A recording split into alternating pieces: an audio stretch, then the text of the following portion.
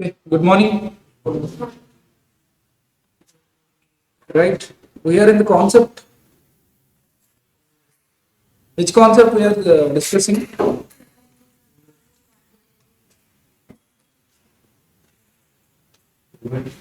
Inventory control.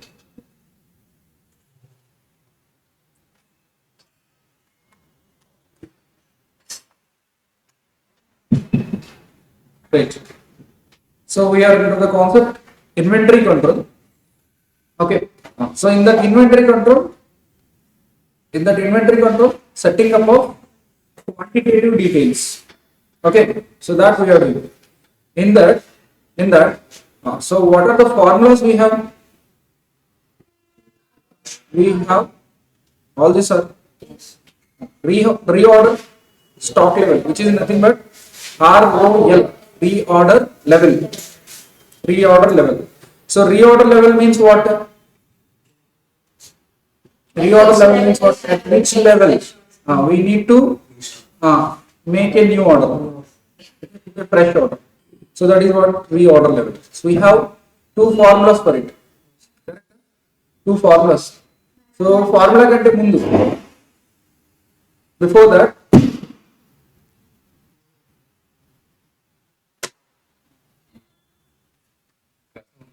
నేను అడగలేను అంటే బయట నాకు తెలిసిన స్పీకర్ అండి.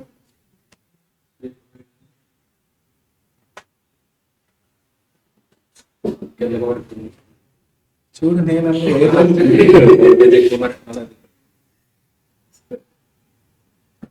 Okay right. So reorder stock level is there. So reorder stock level. So దానికంటే ముందు ఏంటంటే రీఆర్డర్ స్టాక్ లెవెల్ అంటే so how much quantity of the material should be left in the stock. So in order to have no interruption in the production, that means the lead time usage required is there, no? So that has to be covered. Okay, so for that we have two different formulas. What is that? For reorder level, maximum consumption into maximum lead time, reorder period or lead time. See, whenever you are taking up maximum in this case, no, whenever you are taking up maximum in this case, no, you are under some more safety. Okay, so you are considering the extreme. You are considering the extreme. So that's why you have more safety. So that means there is a lesser probability for stock out. There is lesser probability for, even though your material is given to you at the last day of the lead time, but still you can survive. So there you have some safety. Okay, so you have other formula for this ROI. So what is that? First of all, minimum stock level. So minimum stock has to be taken. In addition to the minimum stock, what should be there? Average consumption shall be there. What is average consumption?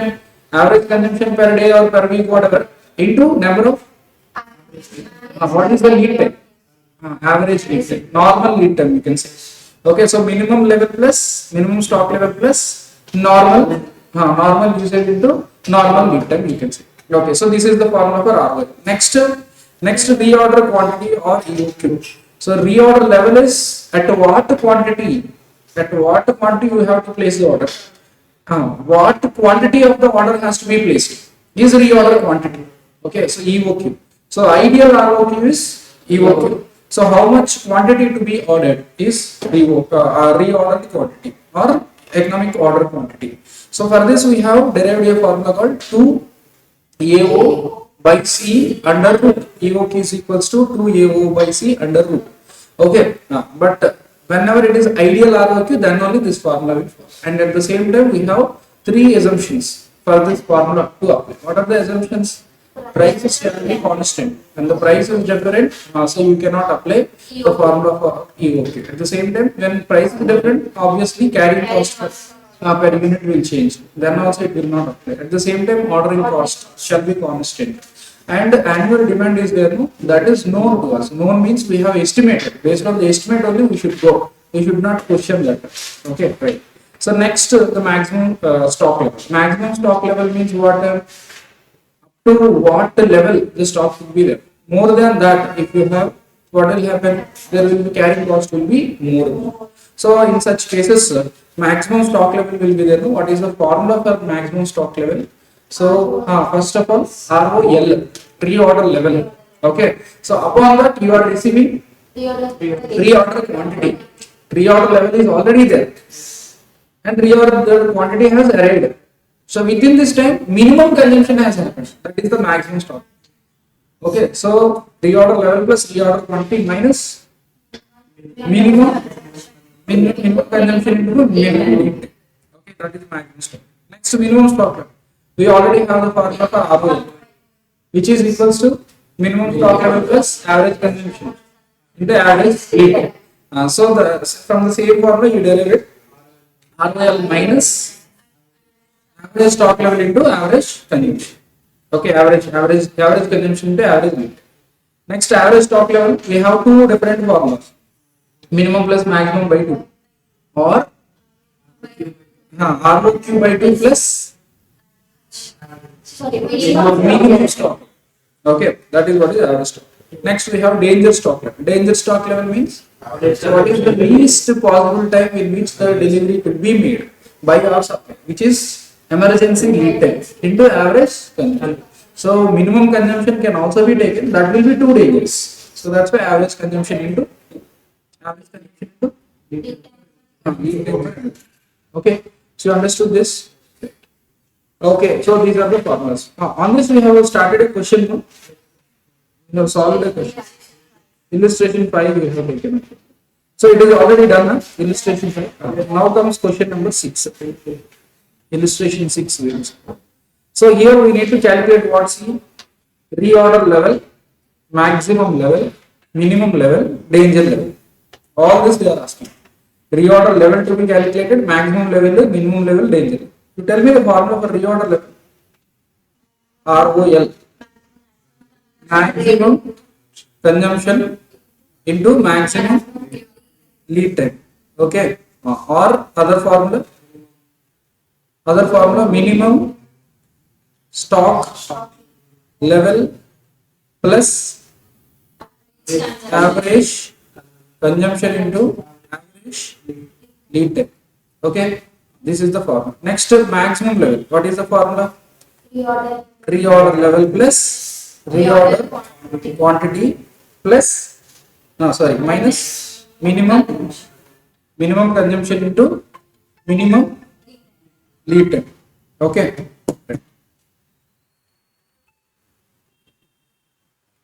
Minimum lead time. Right? Is this okay? Maximum. Next, minimum level.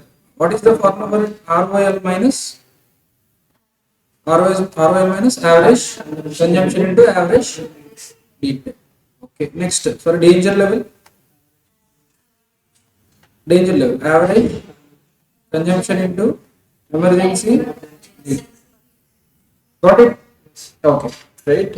So now we have to calculate all this. So with the help of this data,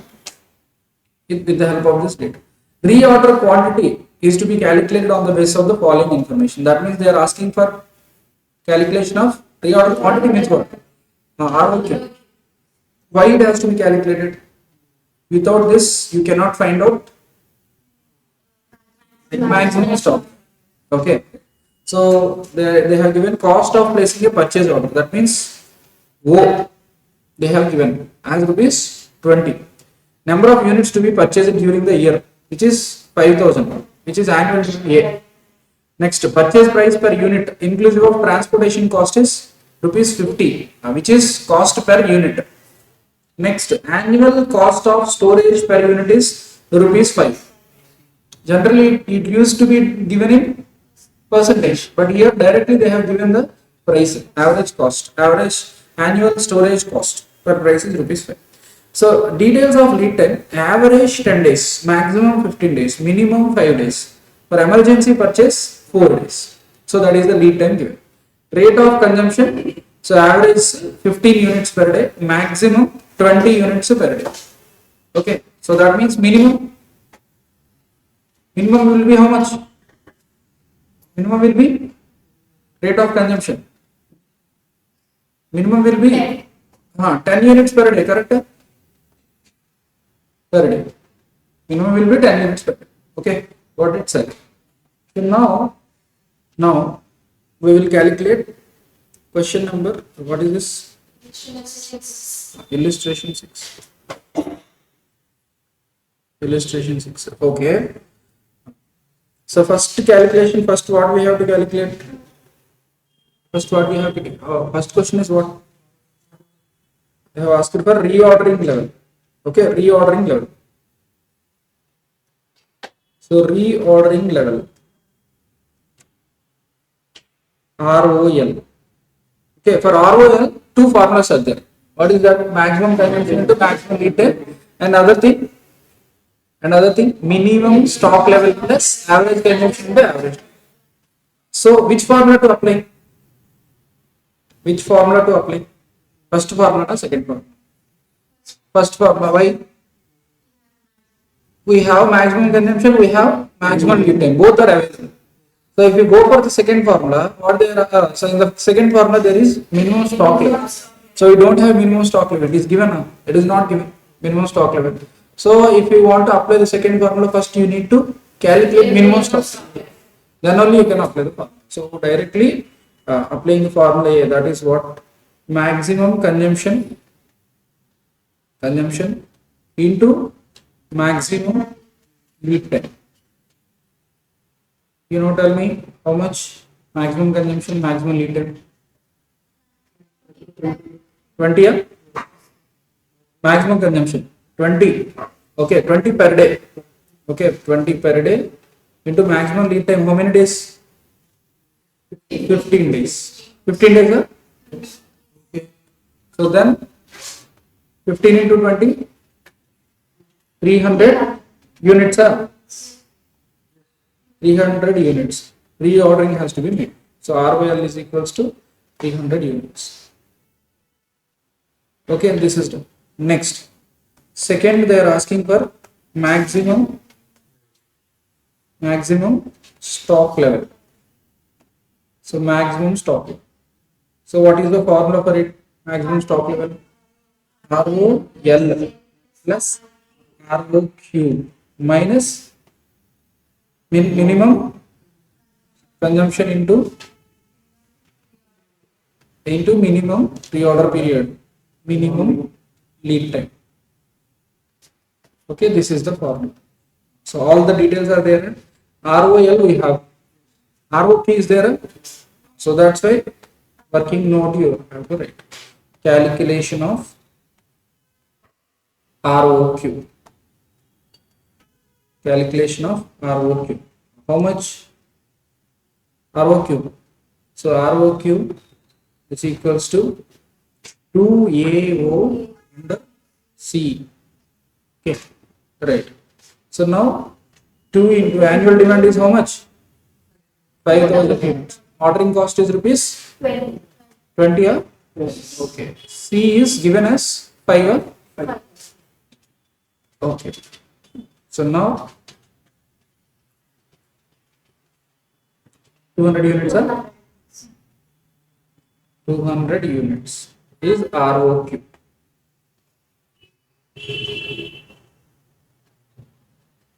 Okay, ROQ. So ideal ROQ it is, right? So at the same time, minimum consumption you have minimum consumption per day. You don't have no? So average consumption is given. Average consumption is equals to minimum consumption plus maximum consumption divided by 2. So that means minimum consumption is equals to 2 into average consumption minus maximum consumption. Do you get it? Okay. So that means minimum consumption is equals to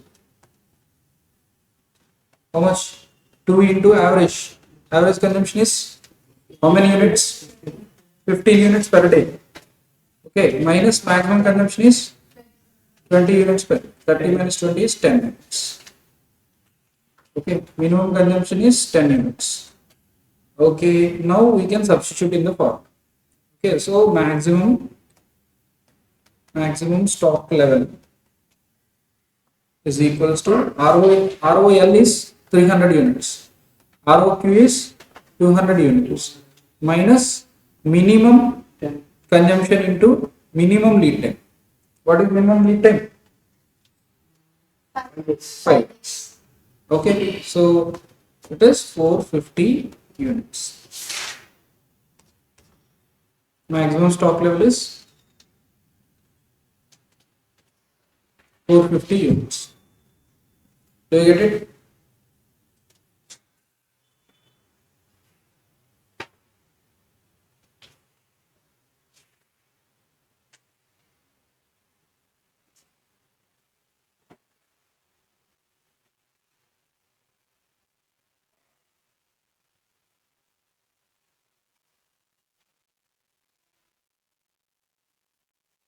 Right. Next question is what they are asking for minimum stock level. Minimum stock level. What is the formula for it? ROL minus average stock, average consumption into average lead. What is that? ROL is 300 minus average consumption is 15. Average consumption 15 per day into average lead time is 10. Average lead time in 10 days. Okay, that is 150 units is the minimum stock. Okay, lastly they are asking for average stock level, danger level they ask. So what is the formula for danger level? Average consumption, into emergency lead time. What is the average consumption? 15 per day into emergency lead time is 4 days. That is 60 units is the danger level. For calculation of ROL, you can now apply second formula. What is that? Minimum stock level plus minimum stock level plus average consumption into average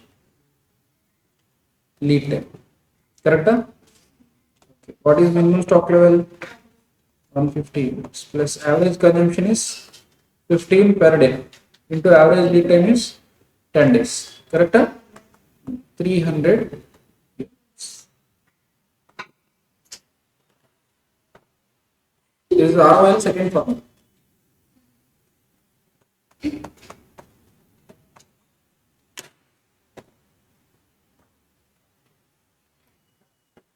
This is ROL second formula.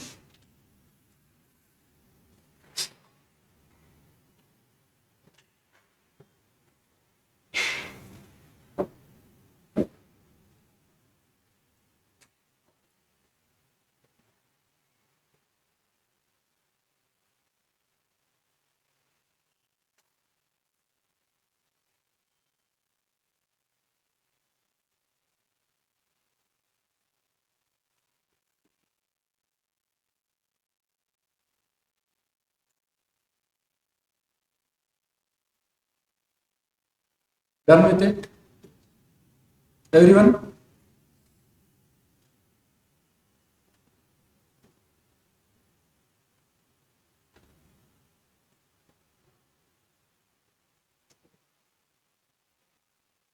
Okay, right. Now moving on to the next question. Question same like this question only. So now come to practical questions. Same like this question, another question will be there. Later on, we will be going for some other different question. Question 4.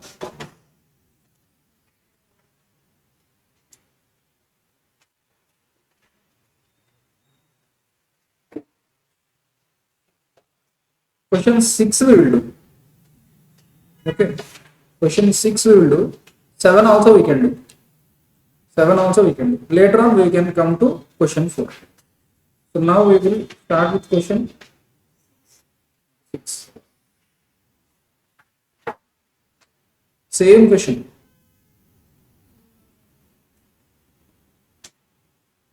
Same question, huh? This is, I think this is same, exactly same question. Number of units purchased during the year is 500. Purchase price is 50. Annual storage. So these are different. Cost of placing an order, these are different. These values are different. Okay. Right. So we'll solve question number 6 now. They are asking for reorder level, maximum level, minimum level, danger level. Okay. So reorder quantity they are not given directly. So we have to calculate using the formula of EOQ. So cost of placing the order O is given. Number of units to be purchased 5 lakhs. So which is A is given. Purchase price per unit. Okay, cost per unit is given. Next, annual storage cost is given in rupees directly. That is C is given. Next, lead time average given, maximum given, minimum given. Emergency lead time is given. Okay. Next, rate of consumption, average given, maximum given. So minimum we can find out. So same question. So no change. Right. Standards report level questions.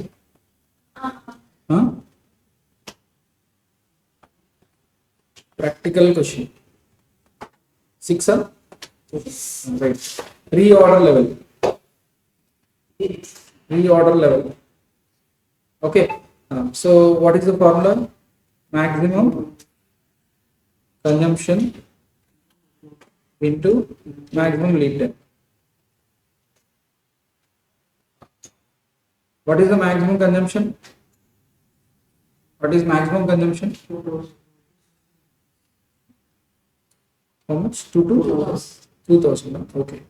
2000 maximum lead time is maximum lead time 15. Okay, which is equals to 30,000 units. 30,000 units. Right. Next, maximum stock level. Okay, which is equals to ROL plus ROQ minus minimum consumption into minimum lead time. Minimum lead time. But ROQ we have to find out. Working note. Working note 1 ROQ is equals to 2AO by C under root. 2 into what is annual consumption? 5 lakh units.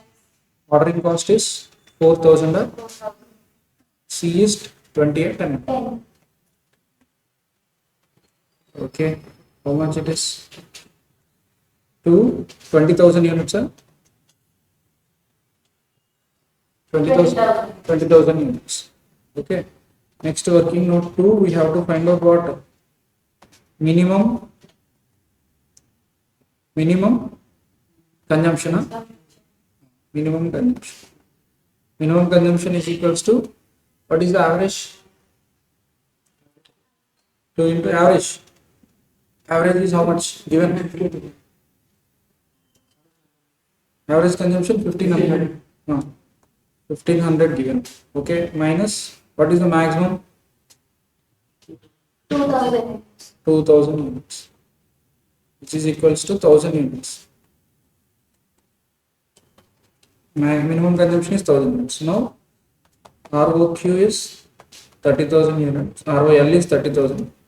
ROQ is 20,000 units minus 1000 units consumption, minimum consumption into minimum lead time is how many days? 5 days. So which is equals to 30 plus 20, 50 minus 5,000, 45,000. I think 2 zeros are extra. That's all. Okay, next third point we have to solve for what? Minimum stock level.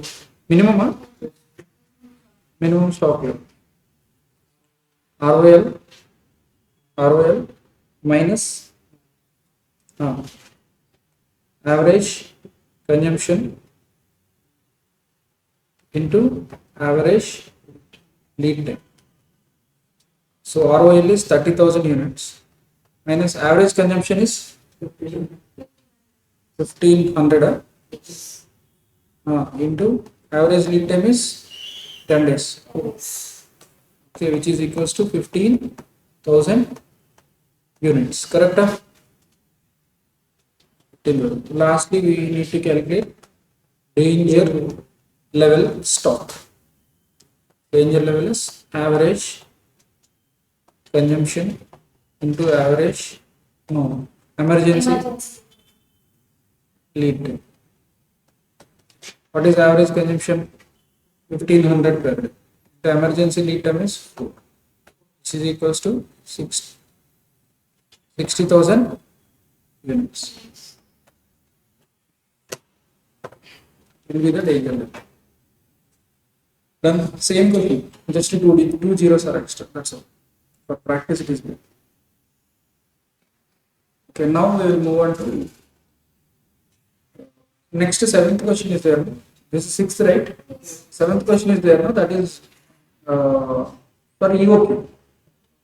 That is based on EOQ concept. That is also we can solve. Okay. After that, we can come to question number 4.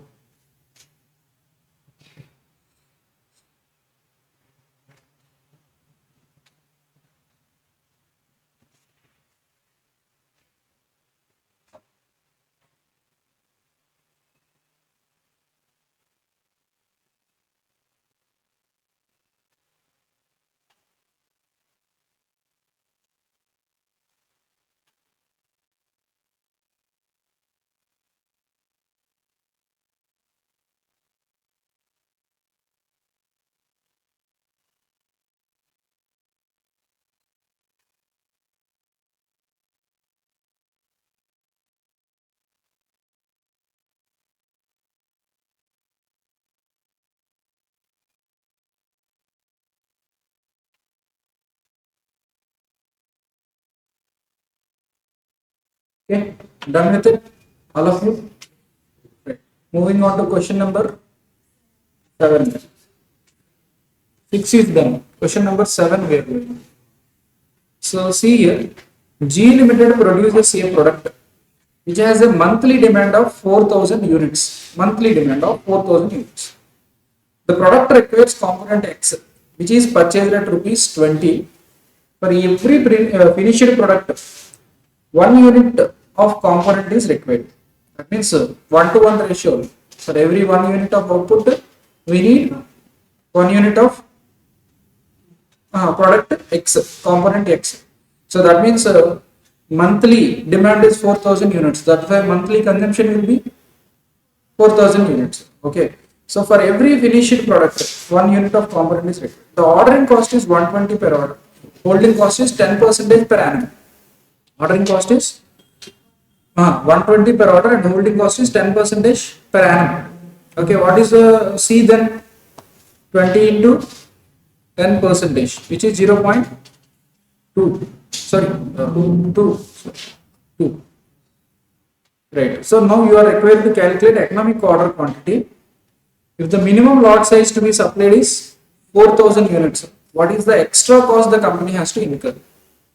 What is the minimum carrying cost the company has to incur? What is the minimum carrying cost the company has to incur? Minimum carrying cost means what? Where the carrying cost will be minimum? Obviously, at EOQ level. Okay. Right. Okay. So now we need to calculate economic order. Annual demand is given. Simply 4,000 monthly into annual. There is direct relationship between output input, just 1:1. So that's why 4,000 units demand means 4,000 units input is required, component X is required. 4,000 units per month means annually we need 48,000 units. So A is 40,000 units, 48,000 units.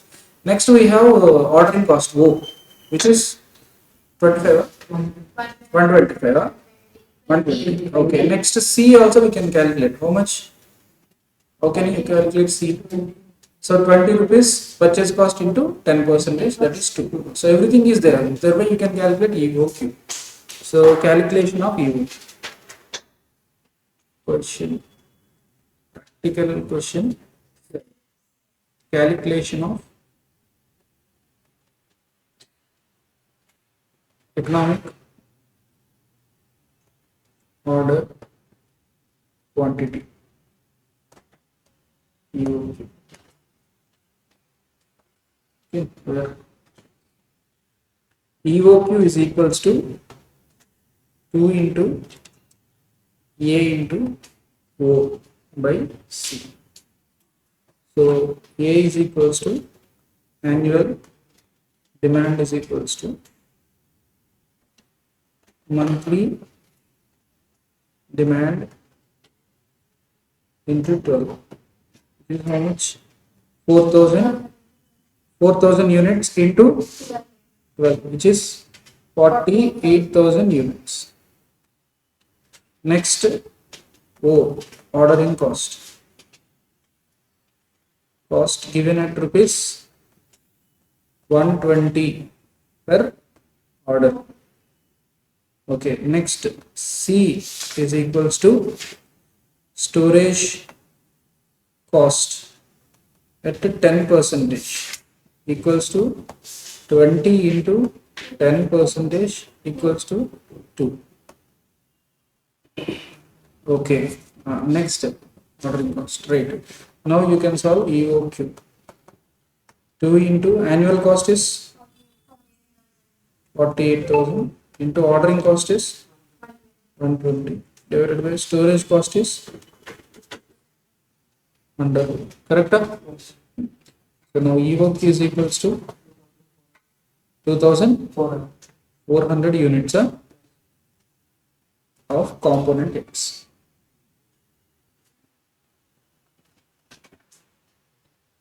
(2,400 units we have to place in order. So now we can calculate ordering cost. Ordering cost is equals to how much? Number of orders. Cost per order is rupees 120. Number of orders is equals to how much? Annual A by EOQ into 120 is equals to 48,000 divided by 2,400 into 1, which is 20, 20 into 120. How much? 2,400 is what ordering cost. Then obviously carrying cost should be 2,400. So carrying cost is equals to, carrying cost is equals to how much? ROQ by 2 into carrying cost per unit per annum. So ROQ or ideal EOQ is how many units? 2,400 divided by 2 into 2, which is 2,400.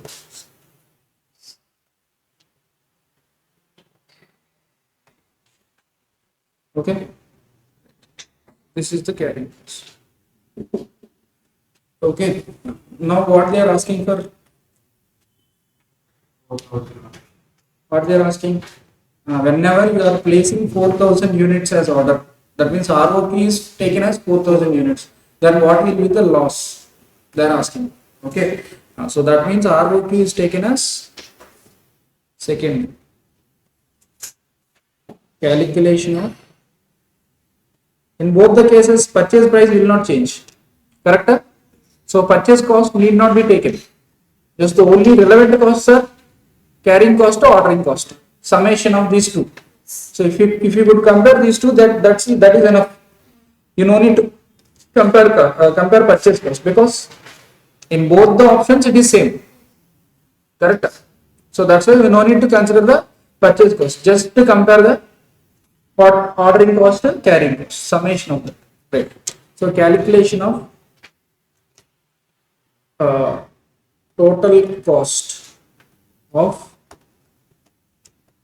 ordering cost and carrying cost. Carrying cost when ROQ is equals to how much? 4,000 units. This is the second question. This is what the second question is. Okay. So ordering cost is equals to number of orders into rupees 120. Number of orders means annual demand by ROQ into 1. Annual demand 48,000. ROQ 4,000 into 120 is equals to 1440. Yeah? Right. So rupees 1440 is ordering cost. Next, carrying cost. Carrying cost is equals to average inventory into carrying cost per unit per annum, which is C. Average inventory is equals to ROQ by 2 into C. ROQ is 4,000 units by 2 into C. What is C? C already taken, already calculated. What is that? You can write 20 into 10%. Okay. Now carrying cost is 4. So total cost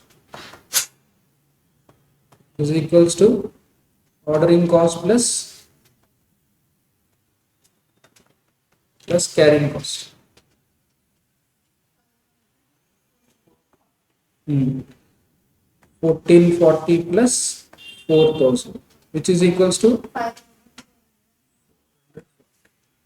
okay, at EOQ level, total cost, which is OC plus CC, is equals to 2,400 plus 2,400, which is 4,800. But here it is 5,400. So cost advantage at EOQ level is equals to 5,440 minus 4,800. How much it is? 6,640 rupees. Correct? So that is the price advantage. 640. So what question they have asked them? What is the extra cost whenever you are ordering ROQ 4,000 units? So when the order size is 4,000 minimum, no, then you have to incur 640 rupees extra cost. Is it okay? Right? And lastly, third point, what they are asking? What they are asking? Minimum ordering cost or minimum carrying cost they are asking. What is the minimum carrying cost the company has to incur? So minimum carrying cost means what? Carrying cost will be minimum at EOQ level. At EOQ level, what is the carrying cost? 2,400. So that will be the answer for it. Okay, so you have to write the answer for it. So write the answer for point 3 also. So what is the extra cost the company has to incur means you can write that 640 rupees is the extra cost the company has to incur if the minimum lot size is 4,000 units. You write this point last. Okay, so the company has to incur, thereby the company has to incur rupees 640, rupees 640 extra, rupees 640 extra cost, extra cost if the, if the minimum lot size, minimum lot size, if the minimum lot size to be supplied is, to be supplied is 4000 units. The minimum lot size to be supplied is 4000 units. Okay, this you have written. Next, third point, you write the answer. What is the minimum carrying cost the company has taken? So the obviously the carrying cost will be minimum at EOQ level. So at EOQ level, the carrying cost is equals to, carrying cost is equals to EOQ by 2 into C. Carrying cost is equals to EOQ by 2 into C.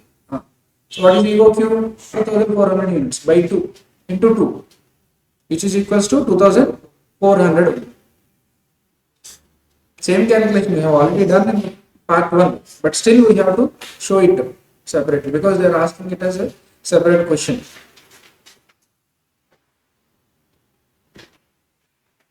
Is that okay?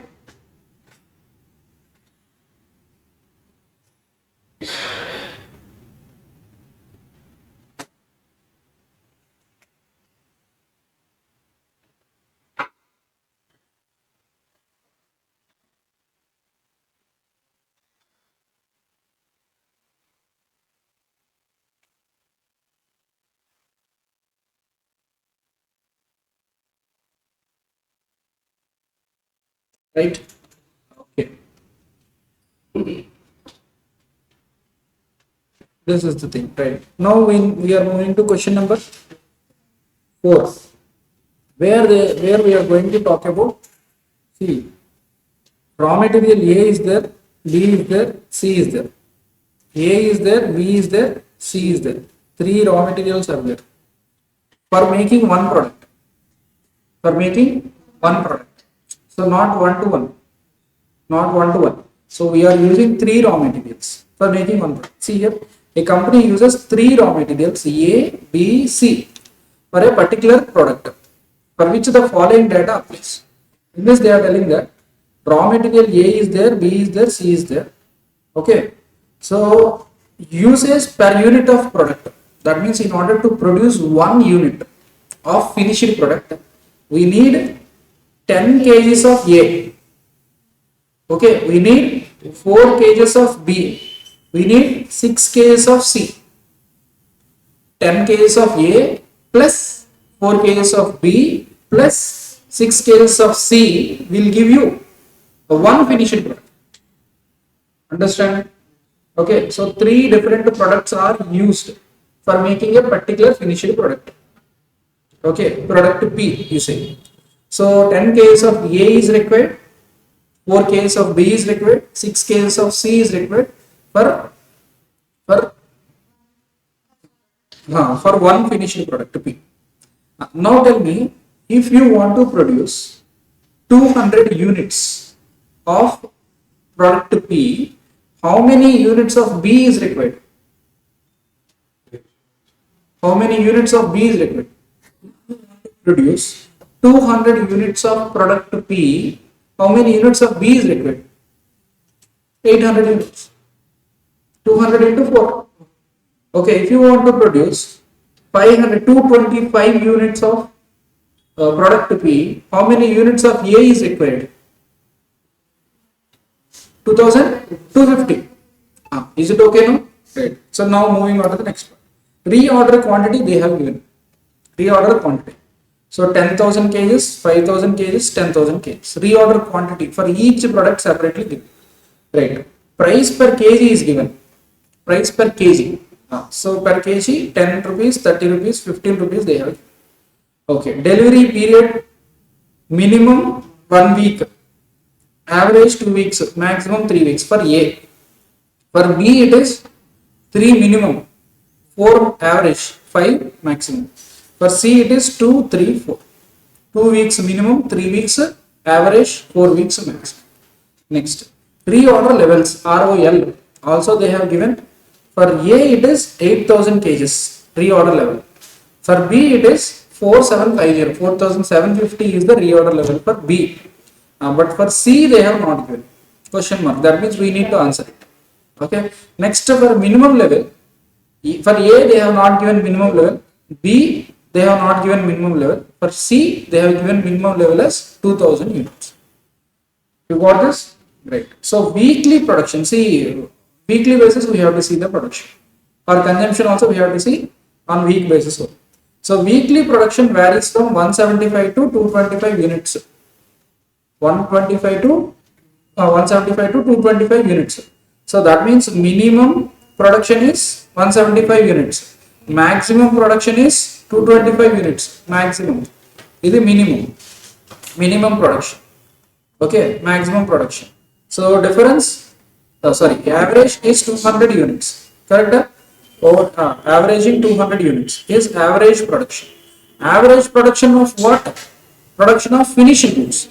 So that means whenever you are going for minimum production of 175 units, what is consumed now? A, B, C. So A 175 into 10 A, 175 into 4 B, and 175 into 6 C. Correct?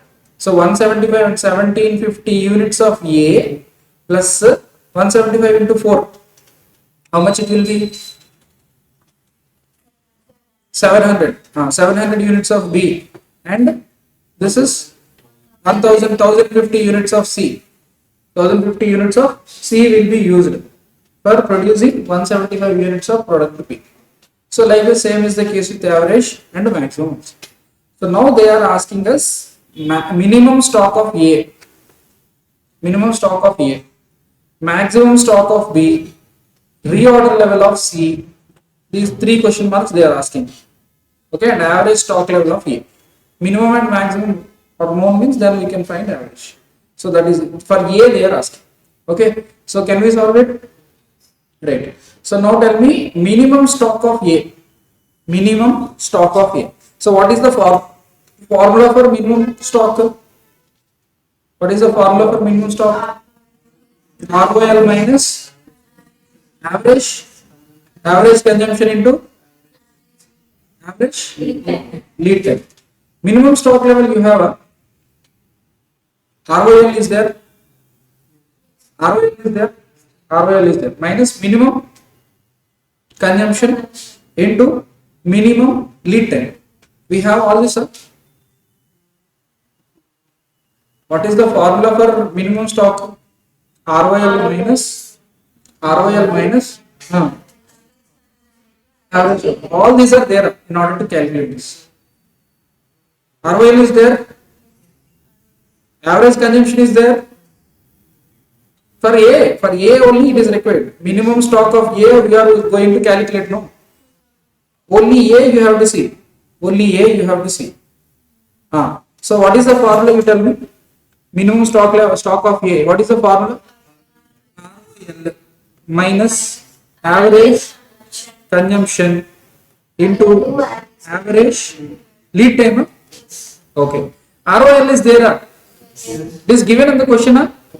ROL is there in the question, 8000 units. Average consumption is there in the question. Average consumption is there. What is the average consumption? 200 units into 10. Average consumption is there. So 2000 units. Average lead time is there. Average lead time is 2 weeks. So that you can calculate minimum stock of A. Now you tell me.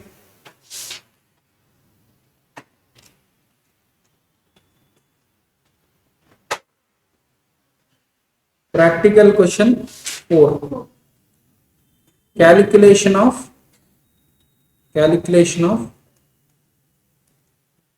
minimum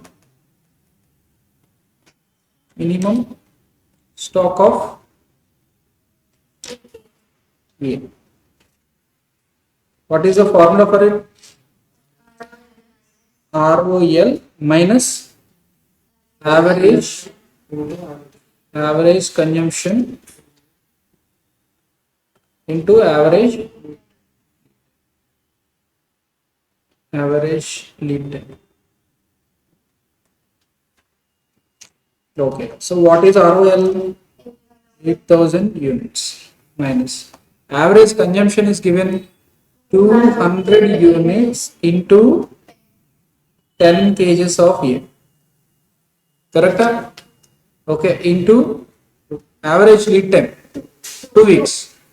2 weeks.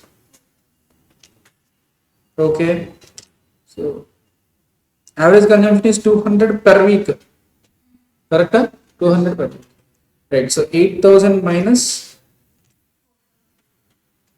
how much? 4000, which is equals to 4000 units.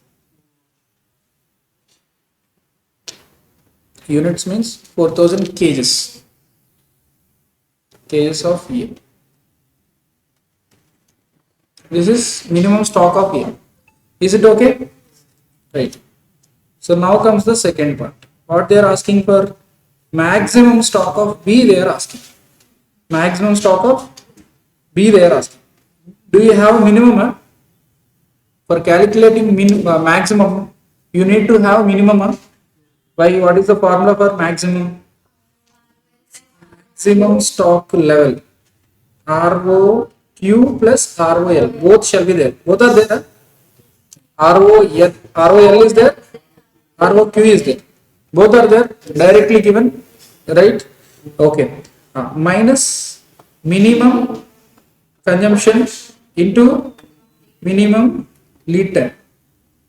Okay. Right. So minimum consumption we have how many units? 175 into 4. Okay. Into minimum lead time how many weeks? 3 weeks. Okay. You can calculate. So maximum stock level of B. Second part. Maximum stock level of maximum or minimum? Maximum. Okay. So is equals to ROQ plus ROL minus minimum consumption into minimum lead time or delivery time. So ROQ how much is given? ROQ how much is given in the question? 5000 units. ROL is how much? 4750. Okay. Minimum consumption is how much? 175 into 4. Okay. Into minimum lead time is how much? 3 weeks. So 5000 plus 9750 minus how much it is? 700 2100. How much it is? 7650 is the maximum stock level of B. Correct? Next, what is the question? What is the question? Minimum stock level of B they are asking. They are not asking for it. Reorder level of C they are asking. Reorder level. So what is the formula for it? Reorder level we have how many formulas? 2 formulas. What is that? Maximum consumption into maximum lead time. That we have. These details are we are having. These details are there. Okay. Second formula is what? Reorder level. What is the second formula for reorder level? Minimum stock level plus minimum stock level is there. It is given. It is given. Okay. Plus average consumption into average lead time. That also we can calculate. Right. So both the formulas we can apply. So tell me what calculation of reorder level of okay ROL is equals to what? maximum consumption into maximum lead time, pre-order period. Okay, maximum consumption is, how much is the maximum consumption? 225 or 20? 225 units into how many units of C is required for each unit of product of finished product? 6 units into maximum lead time is how many days? Maximum lead time for C, 4 days or 2, 3, 4. Okay, 4 days. Sorry, 4 weeks. So, what is that? 5,400 units. Units means what? Cages of C. Of C is required, is reorder level. Okay, so this is formula A. Next we can calculate it with formula B also. What is that? Minimum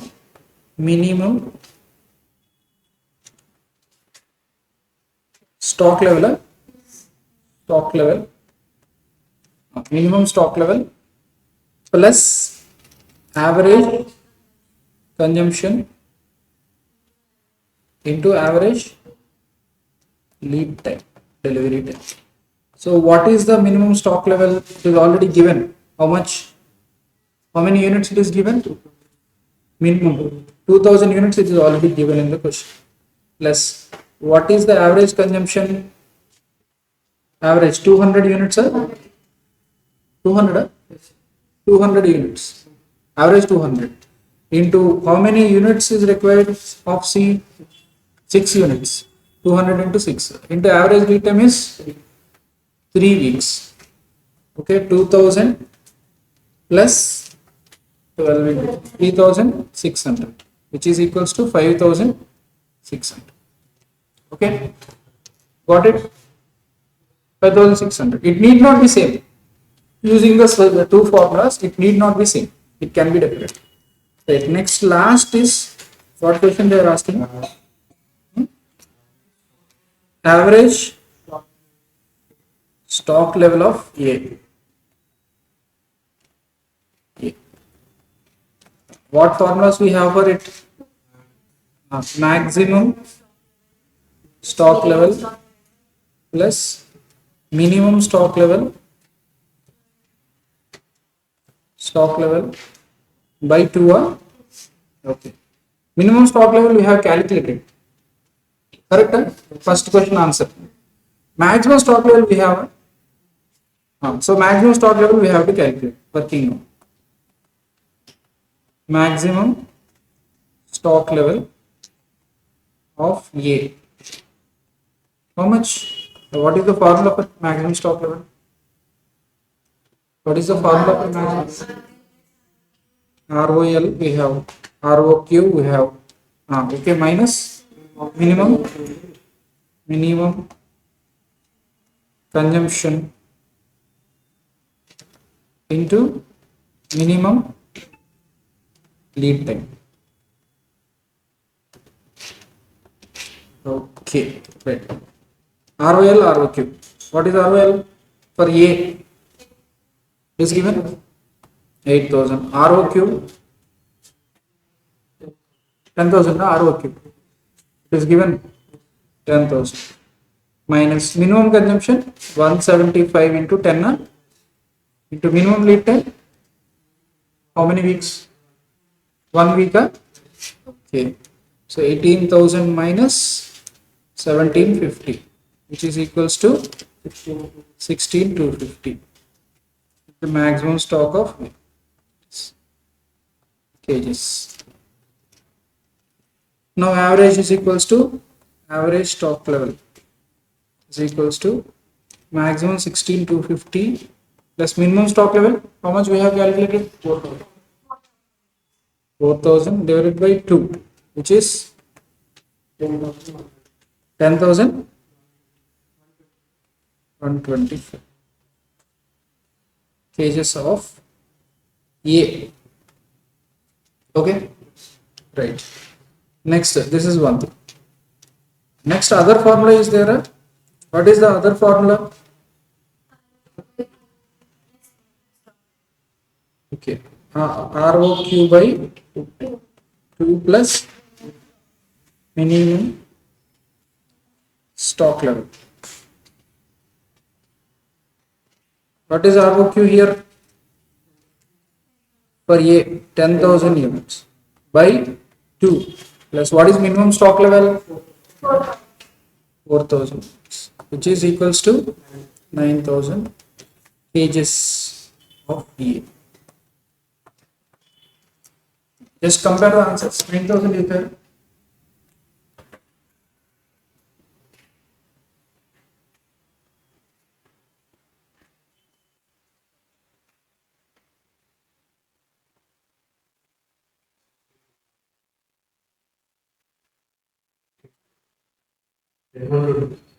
Hmm, 10, 120. 9 also taken.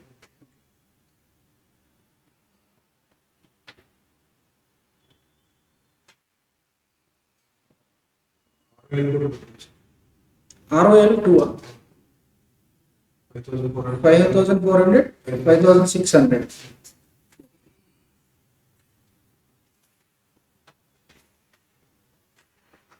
First minimum stock level we have calculated. How much we got? 4,000 units. Units means 4,000 kgs of A. Maximum stock level of B calculated. 7,000. 650. Maximum stock level of B. Next, reorder level of C. Reorder level of 5,400 with one formula, which is maximum consumption to maximum lead time. With other formula, minimum stock level plus average consumption and average uses, which is 5,600. Next, average stock level of A also we have calculated with two formulas, minimum maximum and ROQ by 2 plus minimum stock. So we have minimum which is given, which is calculated in the first part. Okay, maximum we have calculated here. So later on ROQ by 2 plus minimum stock. In this way we have calculated all the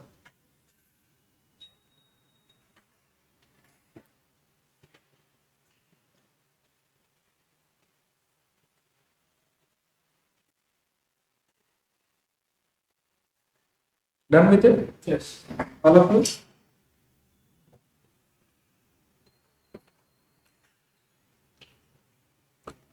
So that means all the practical questions up to 7 is done. Correct? All the practical questions up to 7 done. Okay, all the illustrations up to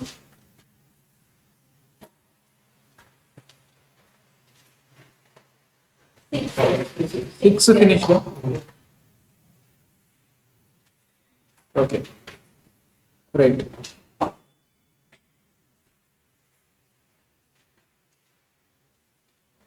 Now here we have inventory stock out. We have the concept called inventory stock out. So inventory stock out cost we can say. Stock out cost means what? Stock out cost means what? The loss which we will incur due to shortage of stock. Loss which we will incur due to shortage of stock. That is what is called stock out cost. Okay. So this stock out cost is there, no? So what type of cost will be there in this stock out cost? See, you will be having fixed expenses. You don't have stock. You don't have stock in order to match the demand of your customer. At the same time, so monetary loss will be there, financial loss will be there. Along with the financial loss, you will be having loss of credibility and goodwill. So thereby, what will happen? See, let's say if you go to a shop and asking a particular item, okay, they said no. Again you went after 2 or 3 days. They said no. Then obviously what will happen? The third time you will not go to that shop. Okay, so stock out there. If they are telling that these materials are not available with this, okay, so you will be in an opinion that so no, nothing will be maintained at this shop. That's why we will stop going to that shop. So as a result, what is happening? First of all, stock out cost is non-monetary. See, we are not bringing the product, we are not selling the product. Correct. We are not bringing, we are not selling, we are not incurring any cost, no storage cost, no ordering cost, nothing. Okay, but still we are losing the business. How? By losing the goodwill, thereby having the financial loss. So what profit we have to make out of that, we are not making it. Okay, so by selling that product, what profit we used to make, no, so that we are not making, no, because we don't have the such stock. So that is what is called stock out cost. So it is a type of opportunity cost. Okay, so first of all, at the time of occurrence of event, it is just a non-financial loss. Later on, it will be converted as a financial loss. So stock out is said to be occurred when an inventory item could not be supplied due to insufficient stock in the store. Inventory item could not be supplied due to insufficient stock in the store. Okay, so the stock out situation costs to the entity not only in financial terms, not just in financial terms, but in non-financial terms. Due to stock out, generally it will happen in pharma industry. Like if you go to medical shop, you will find no medicines. So there will be one shop in particular city. In the entire city, there will be one or two shops. Whatever the item you show them, that will be available. Okay, right. So, but in non-financial terms, due to stock out, an entity not only loses overhead cost, that means fixed cost. Overhead cost means fixed cost. Overhead costs are fixed. See, material cost to direct material, direct labor, all that. Whenever there is a production, there will be, that will be there. That direct material cost will be there, or else this direct expenses and direct labor cost will be there. Overheads means what? Indirect. So indirect will anyway be there. Even though you stop the production also, that has to be incurred. Those are fixed costs. And profit. Okay, so not only loses overheads, sorry, not only losses in the overhead cost and profit, but reputation, which is called goodwill, also due to non-fulfillment of the commitment. So though it may not be a monetary loss in short term, okay, immediately there may not be a what we call monetary loss, financial loss, but in long term it could be a reason for the financial loss. Okay, so while deciding on the level of inventory, that means what? See, deciding on the level of inventory means what? What is ROL? What is ROL? Okay, what is ROQ? How much quantity we have to maintain? At what quantity we have to reorder? That is the thing. No, see, we are having two formulas here. Okay, so in the last question, what is the result of using these two formulas? In first formula, maximum consumption into maximum, how much you got? 5,400. Maximum consumption into maximum lead time, you got 5,400. In the next formula, 5,600 you got. What is that formula? ROL, minimum stock plus average consumption into average. Okay, so this is there. No? So in this formula, you are giving, see, in addition to the minimum stock, you are maintaining ROL. What is the normal usage? Normal usage means what? Average consumption. In your average lead time.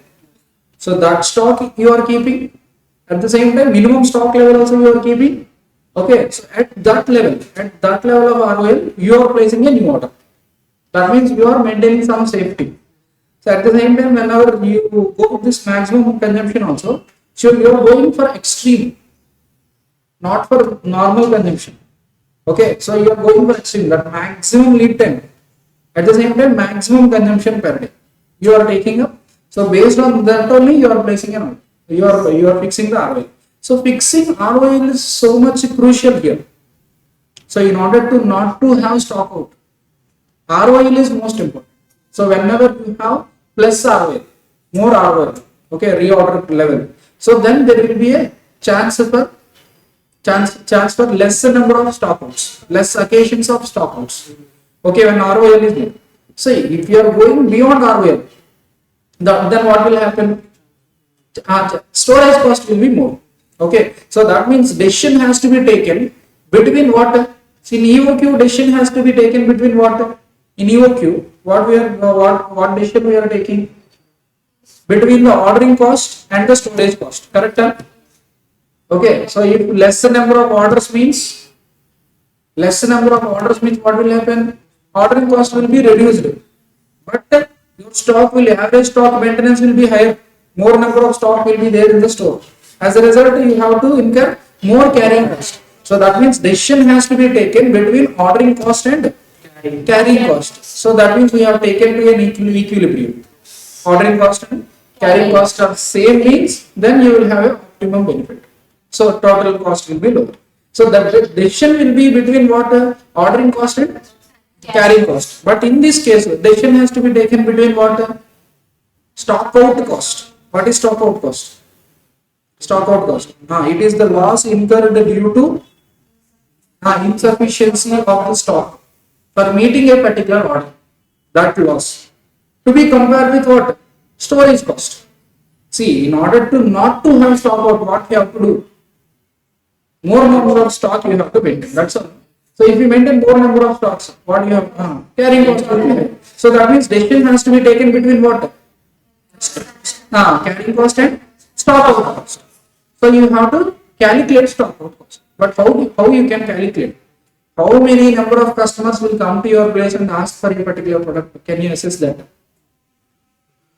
In a particular day or in a particular month, how many customers will come to your shop and ask for a particular product? You can calculate.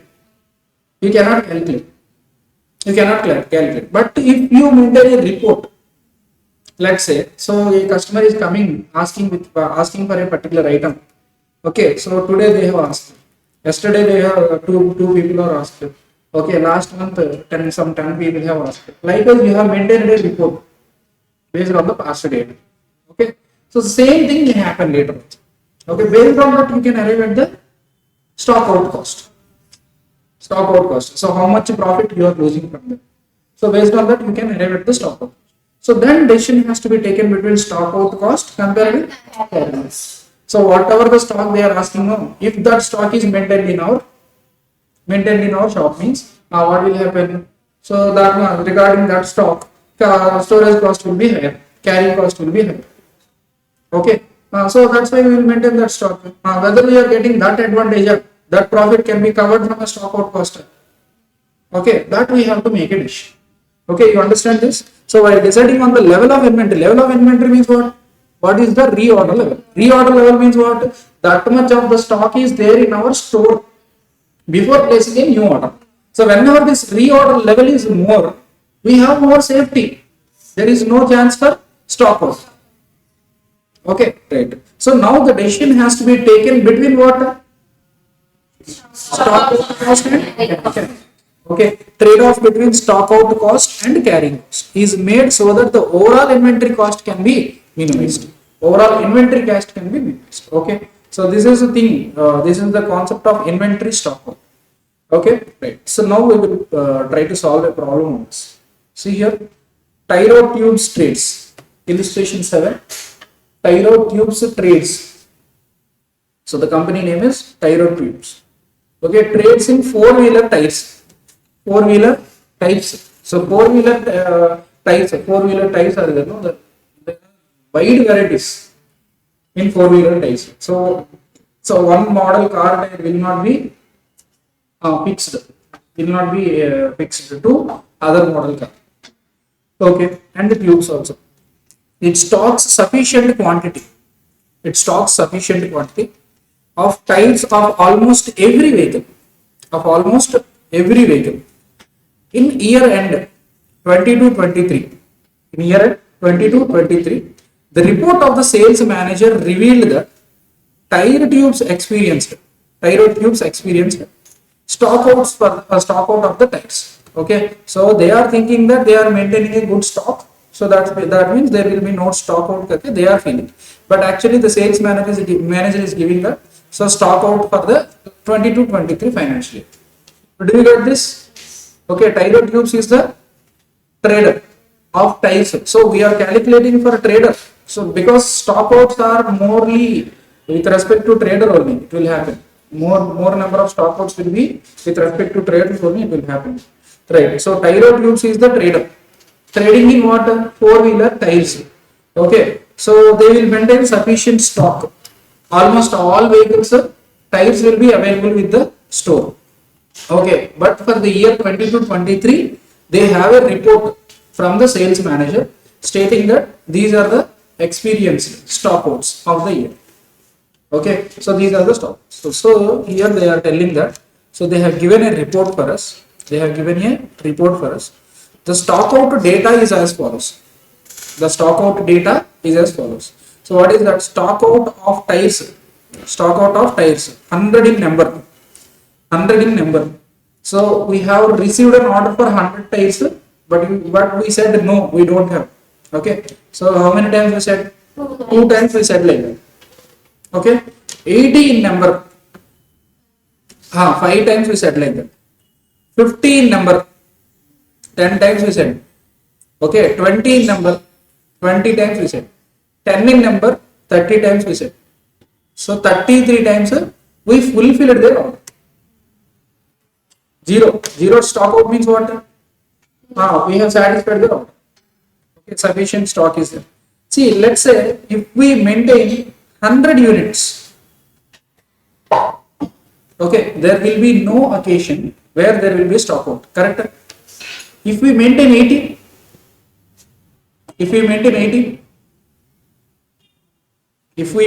what will happen?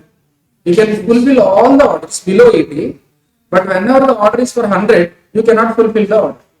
So likewise, there are two occasions. So if you have 50,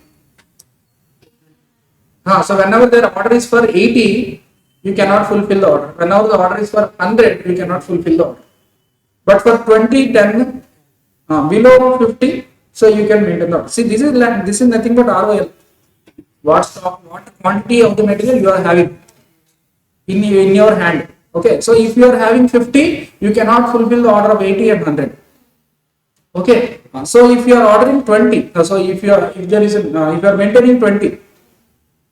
Okay, you cannot fulfill the order 50, 80 and 100. So likewise, so it is the data is given to you. Okay, so tire tube losses 150 per unit, 150 per unit due to stock out. 150 per unit due to stock, and spends rupees 50 per unit, and spends rupee 50 per unit on carrying of the inventory. So this is carrying cost per unit. So that means if you are maintaining 20 means. If you are maintaining 20 means what will happen? Stock out will be there when there is an order for 50, 80 or 100. At the same time, whenever you are maintaining 20, you will just incur 20 into 50 as carrying cost. That's all. You need not incur more. Okay, but if you maintain 80, what will happen? 80 into 50, you have to incur more carrying cost. But at the same time, lesser storage, stock out cost. That means you are losing 150 for each tire. So likewise we have, and at the same time, this is not fixed. There is a probability. This is not fixed. There is a probability that these number of times or these number of orders could be lost. This is a probability. See here, how many times we have a stock out? In total, how many times we have a stock out? 2 plus 5, 7, 7 plus 10, 17, 17 plus 20, 37, 37 plus 30, 67, 67 plus 33, 100 times we have stock. 100 times we have stock out. Okay. Now, what is the probability of stock out for 100 units? 100 tires. What is the probability of stock out for 100 tires? It is 2 by 100. Probability 2 by 100. Next case, what is the probability for stock out of 80 tires? 5 by 100. 5 times it happened. That's why the probability is 5 by 100. Okay, what is the probability that 50 stock out of tires? 10 by 100. So likewise we can have the probability, correct? So 100 stock outs 0.02, correct? Next 0.05, next 0.1, next 0.2, next 0.3, next 0.3. These are the expected stock outs. These are the expected stock outs, correct? Okay, so now we need to determine the optimum safest stock level. Optimum safest stock level has to be determined. So then what we have to determine? Optimum safest stock level means what? Where the storage cost plus stock out cost is minimum. That will be the optimum safest stock level. Optimum safest stock level means whether you have to maintain 100 or to maintain 80 or to maintain 50 or 20 or 10. That is what is safest stock level. What level you have to maintain. What quantity you have to maintain, that you have to determine. So using this, okay, right. See, first of all, we have made a discussion. See here, safety stock level. Safety stock level. If you are maintaining the 100 units of stock, if you are maintaining the 100 units of stock, any unexpected demand up to 100 units can be met up. Any unexpected demand up to 100 units can be met. So that means there will not be no stock out cost. No stock out cost. But what will happen here? The storage cost will be how much? 100 into 50. 5,000 will be your stock out cost. Okay, sorry, storage cost. Next, 80 units if you maintain safety stock. Stock out will only arise when the stock out will be arise, only when you have an order for 100 units of rice.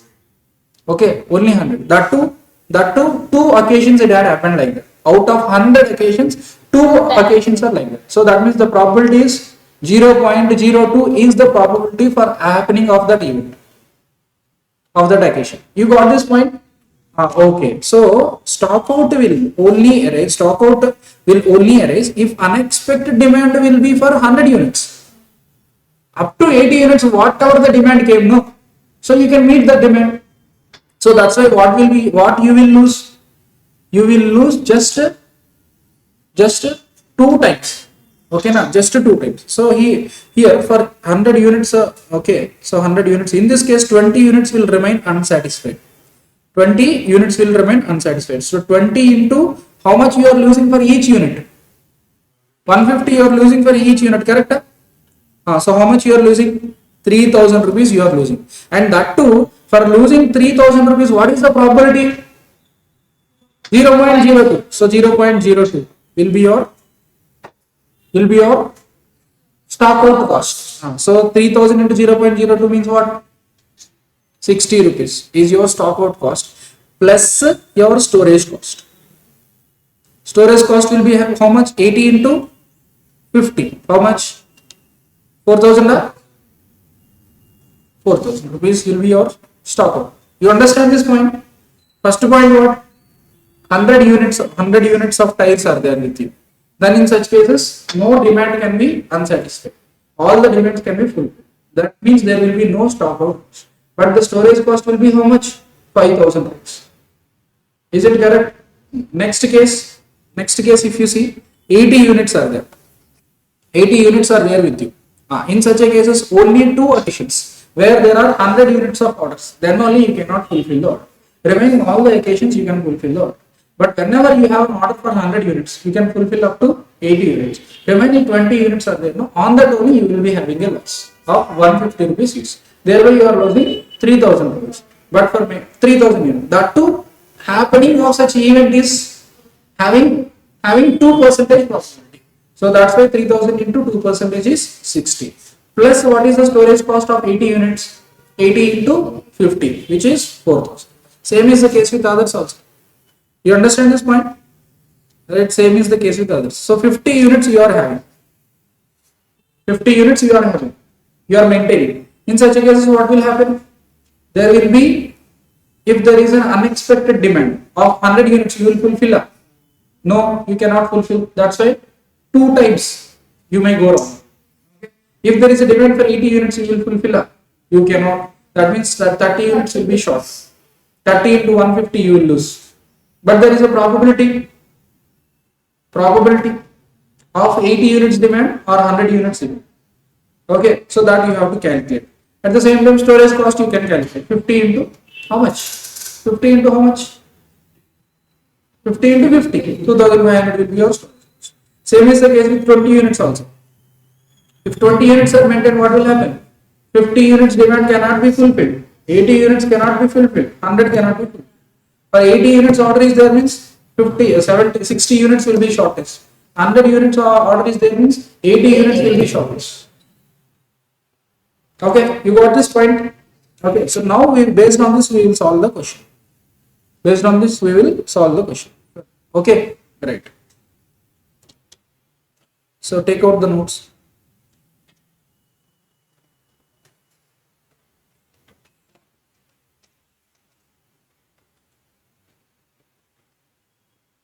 Right.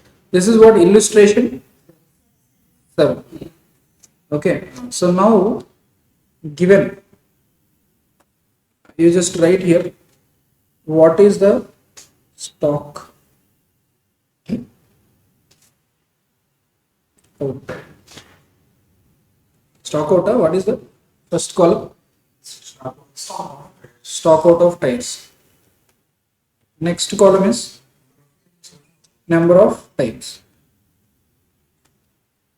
Now, if it is 100, there are 2 occasions. If it is 80, there are 5 occasions. If it is 50, how many occasions? 10 occasions. If it is 20, 20 occasions. If it is 10, so 10, 30 occasions. 0, 30. Okay. So total it is total 100. Okay, now it not necessarily equal to 100. So it may be any number of times. This is just number of times. It is correctly equal to 100 in this case. Okay, it may be 50 also, but you have to pick out the probability. Okay, right. So now this is the thing. Now we have to make a statement. Okay, so in the statement what you have to do, firstly give the heading what we have to calculate: computation of stock out and inventory carrying cost. This computation of stock out and inventory carrying cost. So both combined, you have total cost. You have to see what is the stock out cost plus carrying cost. Total cost you have to take. So safety level, stock out units, probability, stock out cost, expected stock out cost, inventory carrying cost, total cost. So how many columns are there? 7 columns are there. You have to make 7 columns. Okay.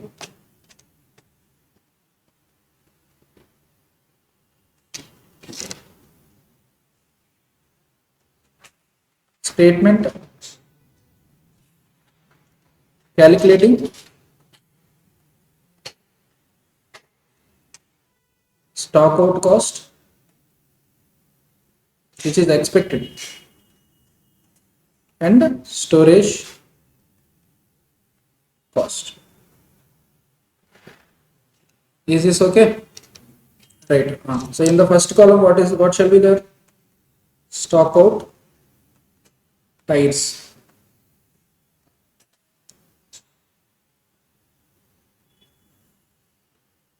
Stock out tires. Next column, number of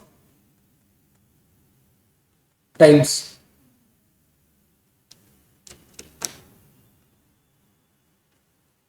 Next column,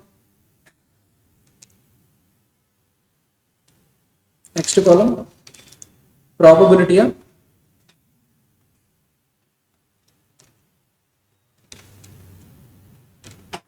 Next column,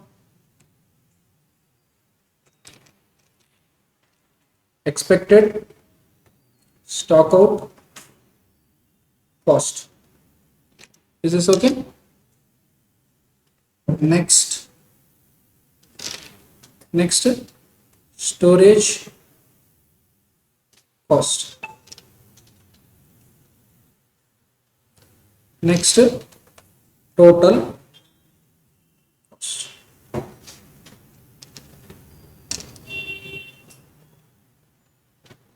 Okay, great. 6 columns are there. We can calculate, no? Anything missing?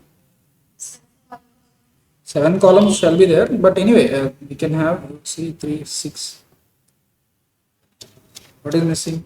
You can have a combined calculation.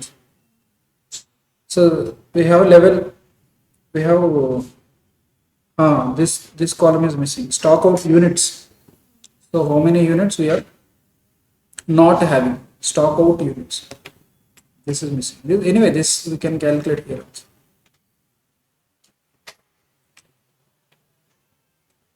Okay, so you can make this column. Stock out units. Is this okay? Right. So first 100 units are 100 units. So if 100 units are maintained, will there be any stock out? Will there be any stock out? No stock out. Correct? If 100 units are maintained, zero stock out. Okay. Right. But storage cost will be 100 into 50. 5,000. Total cost will be how much?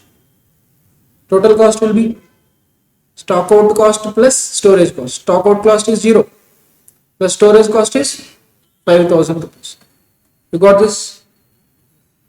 Is it okay? Right.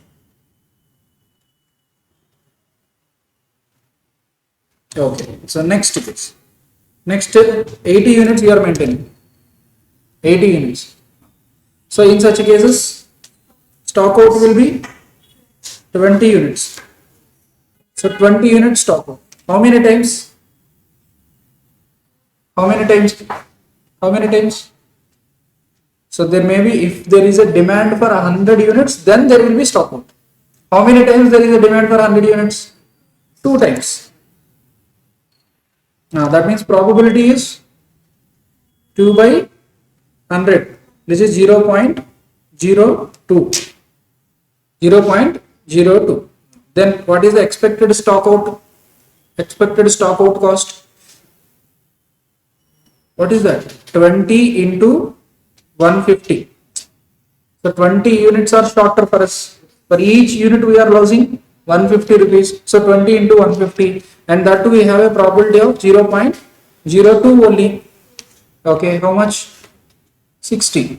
60 are 20 into 150, 3,000 into 2%, 60. 60 is the stock out cost. Now what is the storage cost then? 80 into 50, which is 4,000. Correct? Total cost will be 4060. Right? Okay. Now 50 units are maintained. 50 units are maintained. So then there is a probability for coming 100 units demand. If 100 unit demand is there means stock out will be how many units? 50 units. But how many times it can happen like that? 2 times it can happen. If there is a demand for 80 units, how many shortage? 30 units will be shortage. How many times it could happen? 5 times it could happen. Correct? If there is a demand for 50 units, we can fulfill. Right? So what is the probability? 0.02 and 0.02 and 0.05, which is 5 by 100. Correct? Right. So now the stock out cost will be how much? Stock out cost 50 into 150 into 0.02. Okay, plus 50 into 30 into 150 into 0.0. Got it? We got this calculation. 50 into 150 into 0.02. 30 into 150 into 0.05. Got it? How much?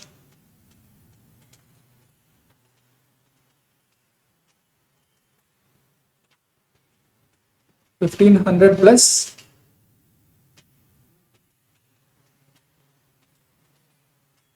1250. 370. What is the storage cost then? 50 units into rupees 50 each, correct? 2500. So what is the total cost? 2875 will be the total. You are getting this? Is there any confusion? Huh? Check here up to here. See, we will come in. See, first point, first calculation you see here. What is that? If you are maintaining 100, if you are maintaining 100 tiles, is there any stock out? So you will be having 100 units. So if any sudden demand comes for 100 units, you can fulfill. There is no point where there is a stock out. So that's why there will be a stock out cost. There will not be stock out cost. So, but for storing 100, but for maintaining 100 units, so what is the storage cost? 50 per unit. 100 into 50, 5000. So 5000 will be your total cost. Storage cost 5000. No stock out cost. Total cost is 5000. Fixed. Right. Next, second case we have taken. So we have 80 units. We are maintaining 80 units. Whenever you are maintaining 80 units, whatever demand comes up to 80 units, you can fulfill. If there is a 100 units demand, you cannot fulfill. Correct? 100 units demand is there means you cannot fulfill. In such cases you cannot fulfill. No. So that then there will be a stock out cost. And at the same time, storage cost for 80 units. Now you have to calculate stock out cost. How you can calculate stock out cost? How many number of occasions are there for 100 units demand? How many occasions are there? 2 occasions are there.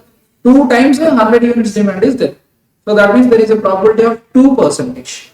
At the same time, how many units you will lose?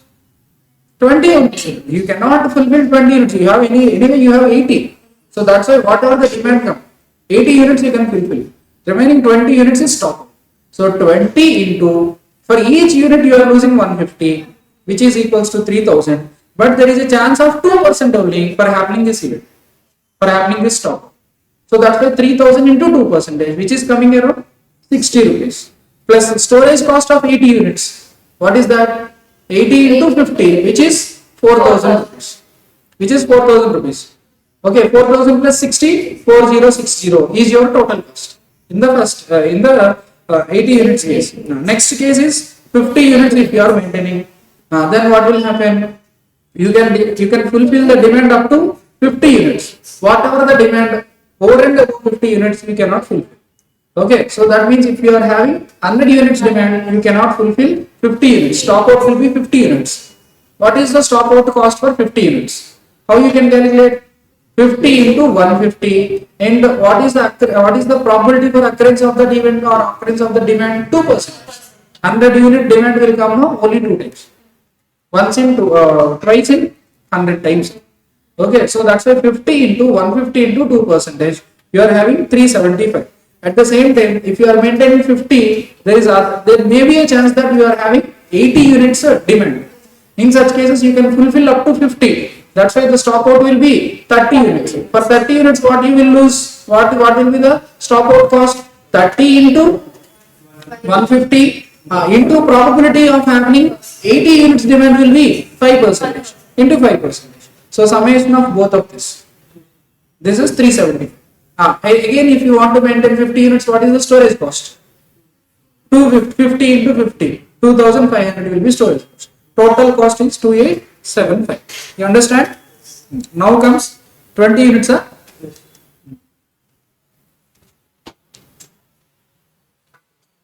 Whenever you are maintaining 20 units,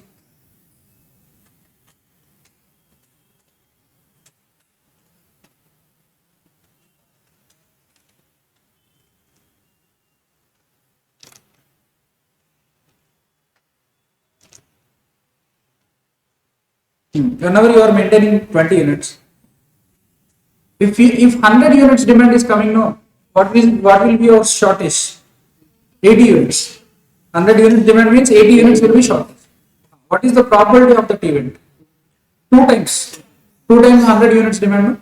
Right. So that means 0.02. Next, if you are maintaining 20 units, if a demand comes for 80 units, what is your shortage?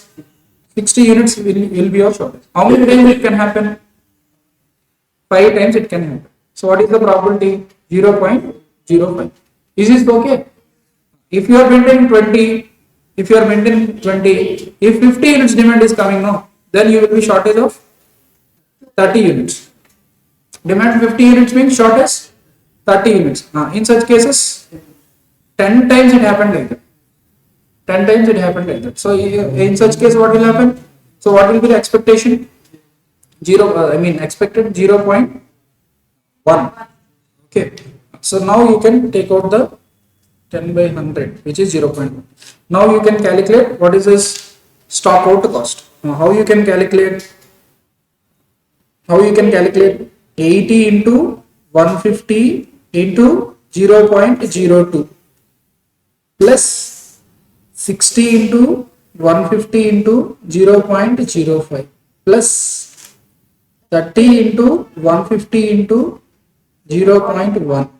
Okay, this will be your stock. Okay, tell me 80 into 150 into 0.02 m plus 60 into 150 into 0.05 m plus 30 into 150 into 0.1 m plus. How much?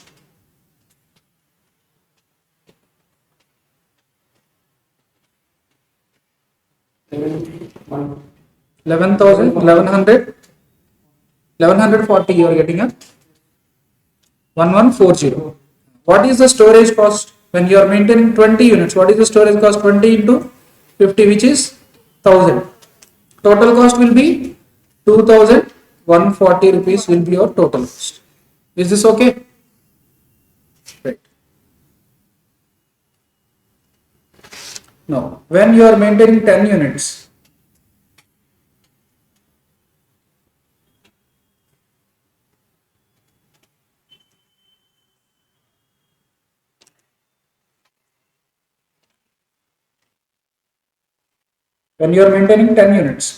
okay. So if 100 units demand is coming means 90 will be shortage. Okay. So what is the chance? 2 times. That means 0.02. Next, when 80 units demand means 70 will be shortage.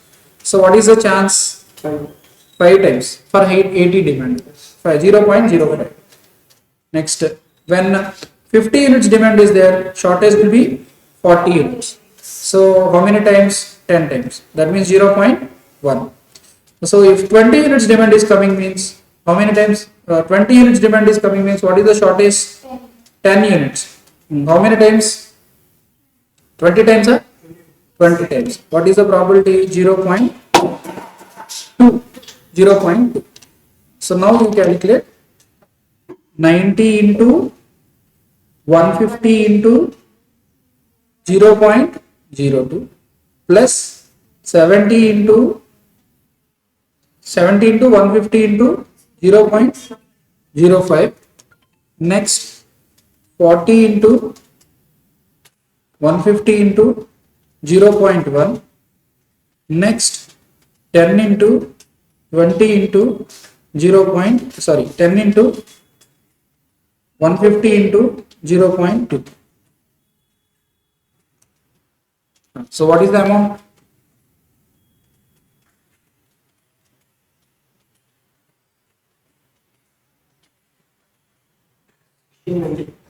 $16.90. So when you are maintaining 10 units, what is the storage cost? 10 into 50, which is 500. Now what you are getting? 2,195 is your cost, total cost. Okay, lastly, when you are maintaining 0, na? 0 means what will happen?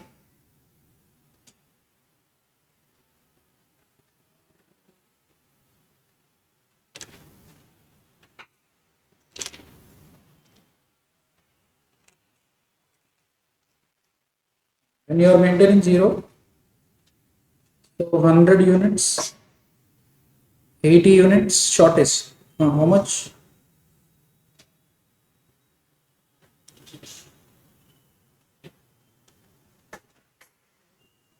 1, 2, 3.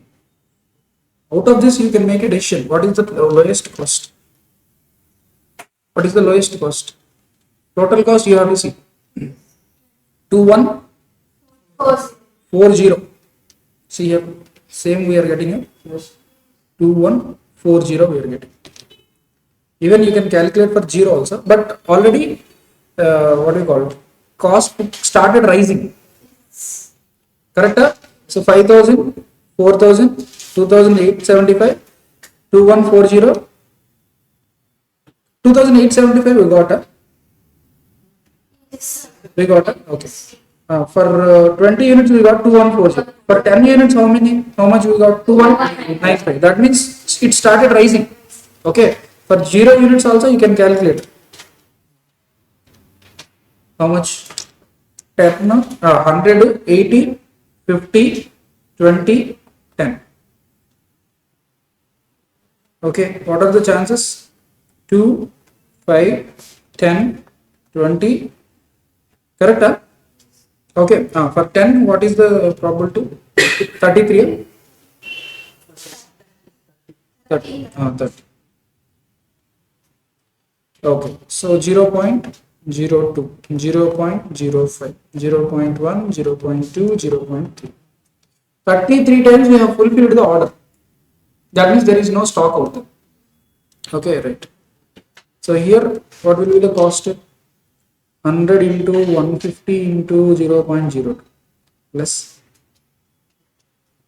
80 into 150 into 0.05 plus 50 into 150 into 0.1 plus 20 into 150 into 0.2 plus 10 into 150 into 0.3.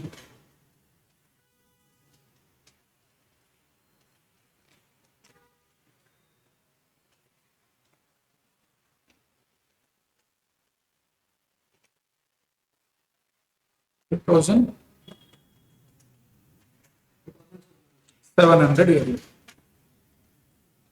No storage cost.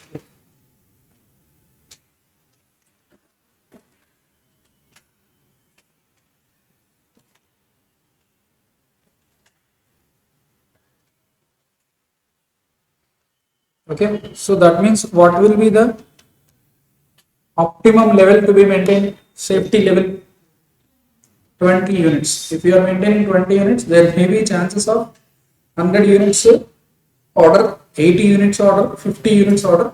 There is no problem even if you lose it. Okay, because whenever you are maintaining, the storage cost will be higher. So that's why the optimum level of maintaining the stock is 20 units. Okay. You understand the question? All through it. Okay.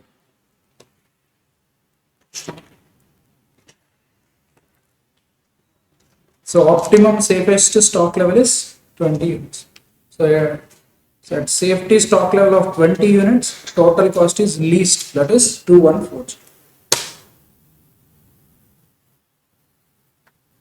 So what, see this probability we have taken in the question.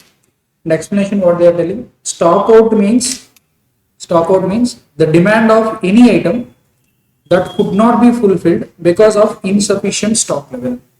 Safety stock is the level of stock of any item which is maintained in excess of the lead time consumption. What is lead time consumption? What is lead time consumption? What is the time between the when we are placing the order and we are receiving the material? That gap is there, that is what is lead time. During this lead time, whatever we are consuming is called lead time consumption. Lead time consumption normally means what? Average consumption into average consumption into average lead time. Okay. So now if you want to take out the safety level, see, let's say we are, what is ROI? Maximum consumption into maximum lead time. Okay. So now at this level, what is the safety stock means? What you can say? Minus average consumption into average lead time. This will be your safety stock. You understand? So maximum consumption into maximum lead time you are putting now. That means you are putting extreme. Extreme usage is there means that much stock we are in need of that much of stock. Okay. So if you take out the average from that means that will be the safety level. Over and above that, if anything is coming, no. So over and above that, that if anything is coming, no. So that means we cannot serve that. We cannot. We will be having stock out that cases. Even though if you are having stock outs, you have to calculate the stock out cost compared with the storage cost of excess material. So whether it is fetching up, so then you can go for it. If it is not fetching, likewise you can see you can just maintain 20 only, even though you are getting order up to 100 also, but that too only in 2 occasions it is coming.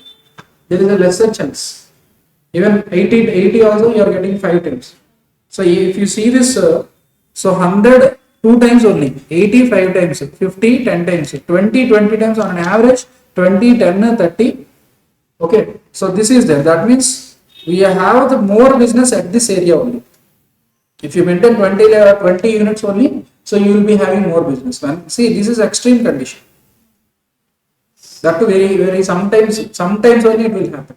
There is a lesser probability for happening of this. So that's why here only the probability is higher. That's why if you maintain 20, it is enough.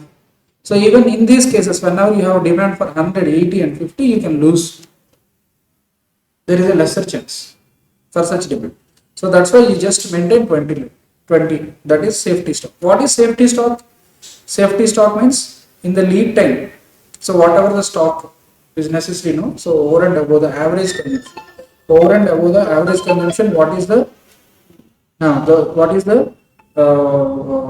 stock we are maintaining? That is what is called safety stock. So that we can pick it like this. So reorder level is equals to maximum consumption into maximum lead time. So where we are taking extreme, okay, extreme number of units that are necessary, minus out of that you take out the average consumption of normal uses. Okay, so that will be the case, right? So just look at this. We will go for the next concept. Just in time is there. Just look at the calculation.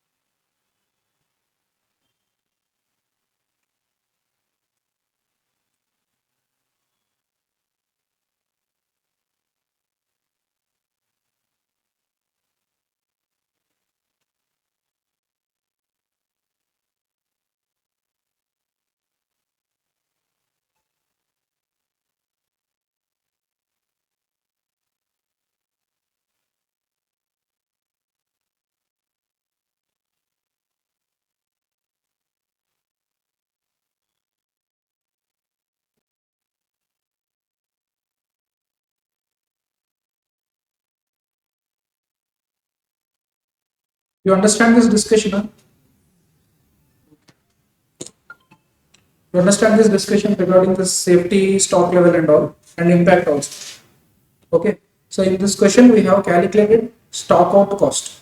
So what is stock out cost? Whenever you have no inventory in your hand to fulfill the sudden demand is called stock out cost. Okay. So that we can calculate based on the probability only. Okay. So how many number of occasions you got that order. Based on that you have to calculate. Okay. So this is the method. Right now we are moving to the next concept which is called just-in-time inventory. This is also a type of inventory management or inventory management technique for control, material cost control. So just-in-time means what? Whenever there is a demand for this. See, the goods are taken now into the factory means it should be used now itself. That is what is called just-in-time. Otherwise, if you kept it at some stores, no.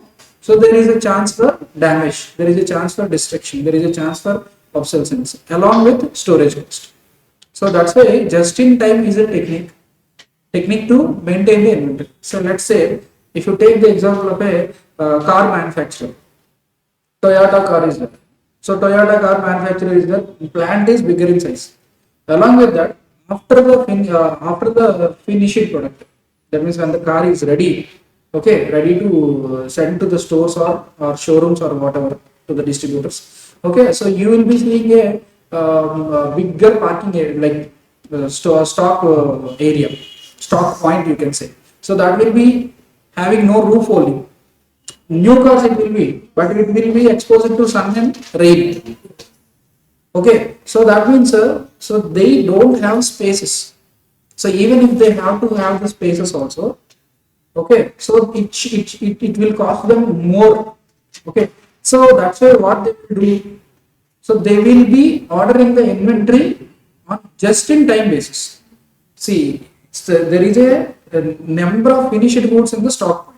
At the same time, if you consider the work in progress, what will happen? So there is a chain of material which will be flowing through the process. Okay. At the same time, when you are consider raw material, also, car is there. No? So in that dashboard is. So what will be the size of the dashboard? Almost equal to the width of the car. Correct? Huh? What will be the size of the chairs? What will be the size of the tires? Will it be possible to maintain all the raw materials? All the raw materials which are there in finished product or which are there in work in progress or finished product or whatever it may be.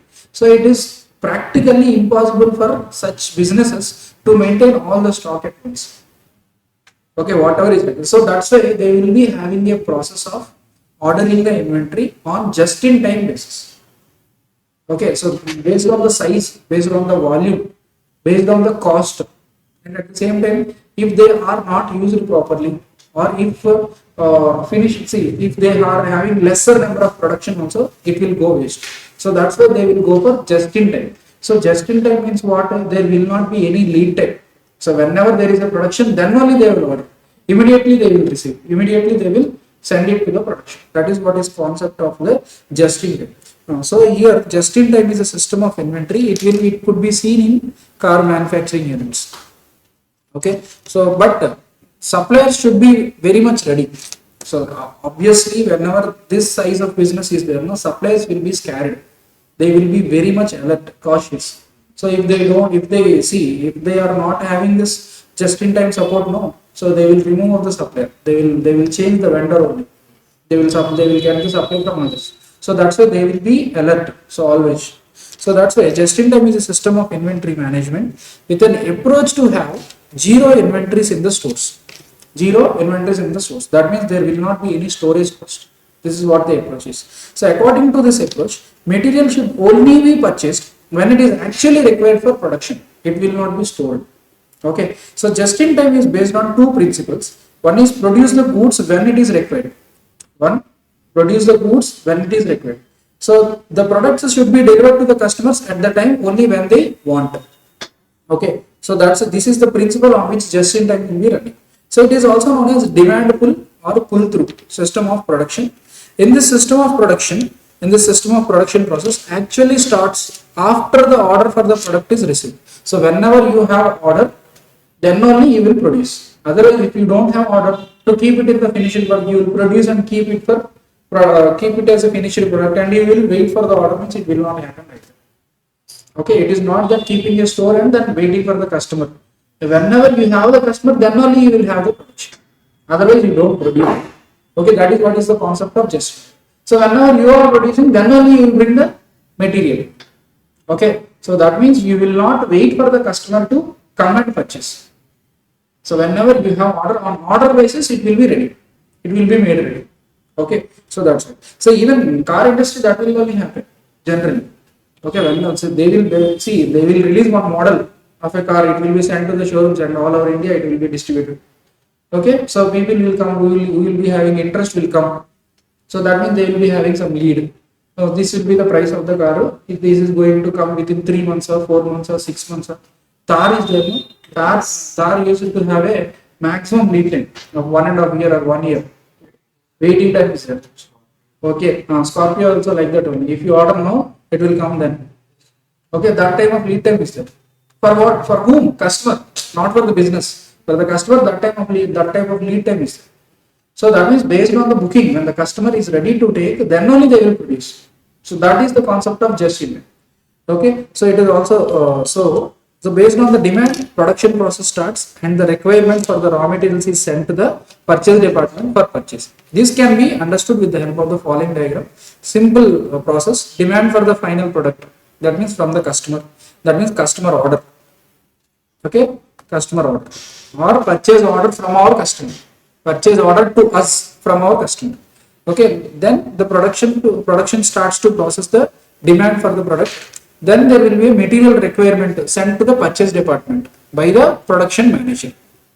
Okay, material requisition note. Material requisition note. Okay, will be sent by the production manager to who?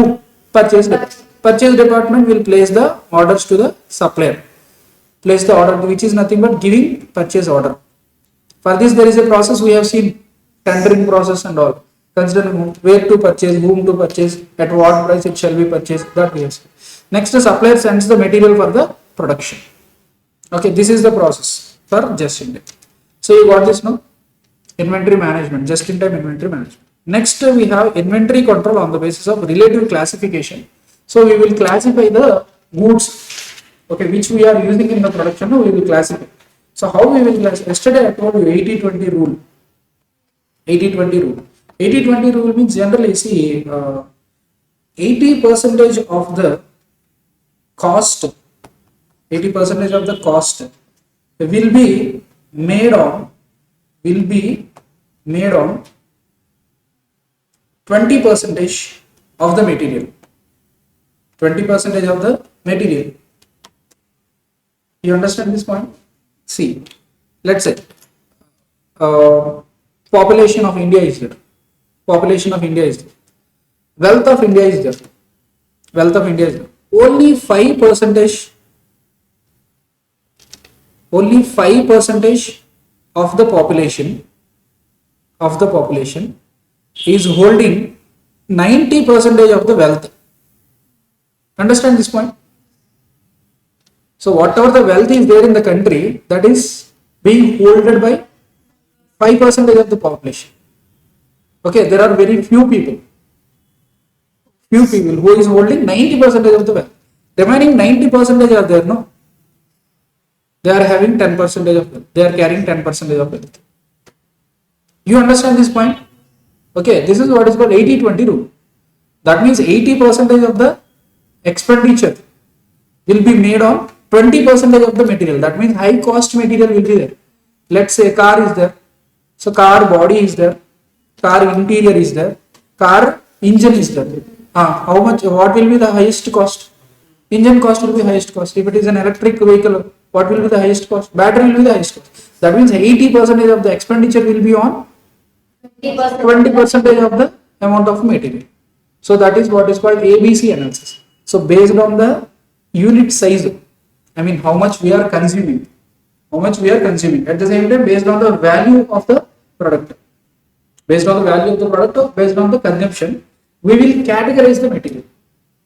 A category material, B category material, C category material. So A category material, B category, this is what is called ABC analysis. Based on that, what we will do, we will prioritize the material. If A category material is there, no, that should not be seen anywhere. That should be kept in a specialized condition. That should be taken care by a supervisors or the storekeepers or the foremen who are responsible for it.